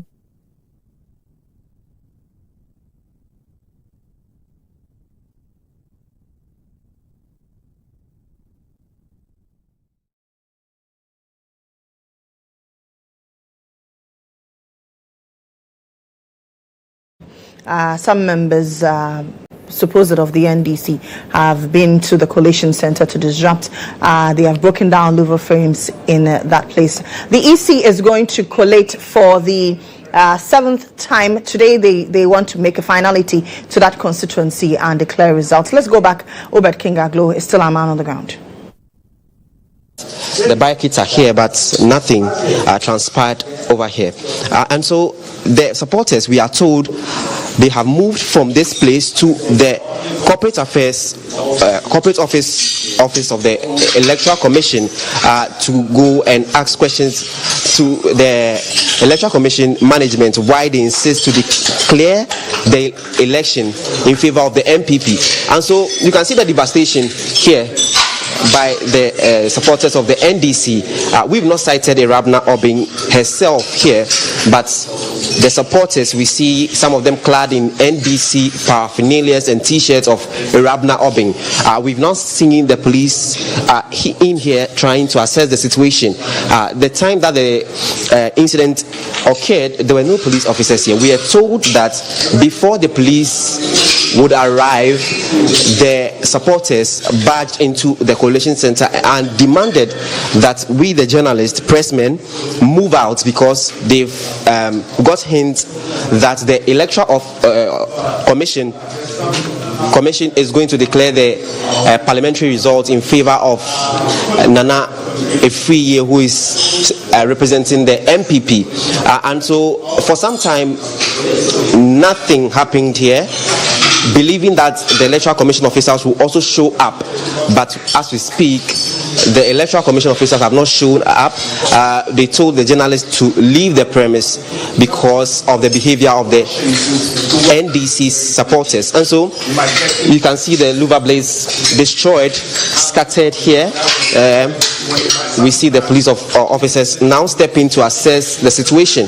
And so, Lily, that is the situation here at the Greater Accra Regional Office of the of the Electoral Commission, where some supporters of the NDC have destroyed the entrance of the office. The glasses here totally shattered on the floor, and the process has been called off. And so the process is not coming on, as we earlier informed you that the process was supposed to be finalized today, because there were some 3 outstanding polling stations that were supposed to be verified or authenticated by the Electoral Commission, but that's never happened this morning.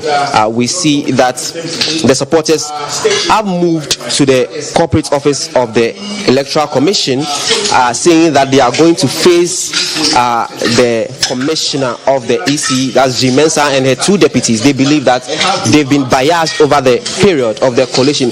In fact, they believe that the collation of the 62 pink sheets that were submitted by the MPP were scanned copies, and they believe that those copies could be alterated, and they never believed in the process, and so they consistently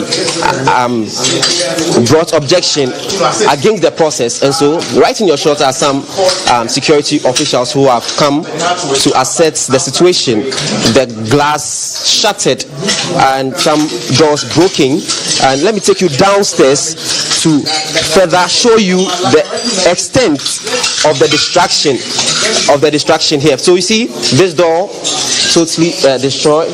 More glasses here. They forced their way in here, and then insisted that we, the journalists, should come out of the room. And so that is the extent of distraction here. Let me still take you downstairs and assess the extent of distraction by the supporters of the NDC who stormed here this morning in protest of the exercise that was supposed to be carried out by the Electoral Commission. And as I mentioned earlier, there were some 3 polling stations that were outstanding to be finalized for the declaration of the Ablekuma North constituency, but that's never happened because these supporters stormed here, destroyed the entrance of the coalition center. So you see right down here too, glasses have been destroyed, and the door leading into the entrance here also has been destroyed. So Lily, that's the situation here at the Greater Accra Regional Office of the Electoral Commission, where some suspected members of the NDC showed up and destroyed glass louvers and other properties here at the Greater Accra Office of the Electoral Commission. But briefly before you go, do you know if any arrests were made? So I mentioned earlier that before the police would arrive at the venue, the supporters had already made their way into the building, and so we did not see any arrests made. In fact, we were told that the police were here, but they got hint of their presence and said that because of the way they were misbehaving, the process will not happen. And so they entered, asked journalists to move out, after which they decided to storm the corporate office of the Electoral Commission before we saw some police officials to assess the situation. So no arrests have been made so far, because before the police who arrived here, they had already made their way to the corporate office of the Electoral Commission. So no arrests have been made. But thank you very much. I'll come to you as and when during other programs and bulletins. That's it. So if you are a constituent of Ablekuma North and you are hoping that today the final recollation will be done, some 3 outstanding polling stations, so after which you know your member of parliament, be it Irabna Obing or Nanekwe Free, the process has been postponed because some members, believed to be members of the NDC, besieged the premises of the Electoral Commission, the Greater Accra Regional Office, and caused mayhem. That's it for the show. I am Lily Mohammed. Have a great day and enjoy your weekend, by the way.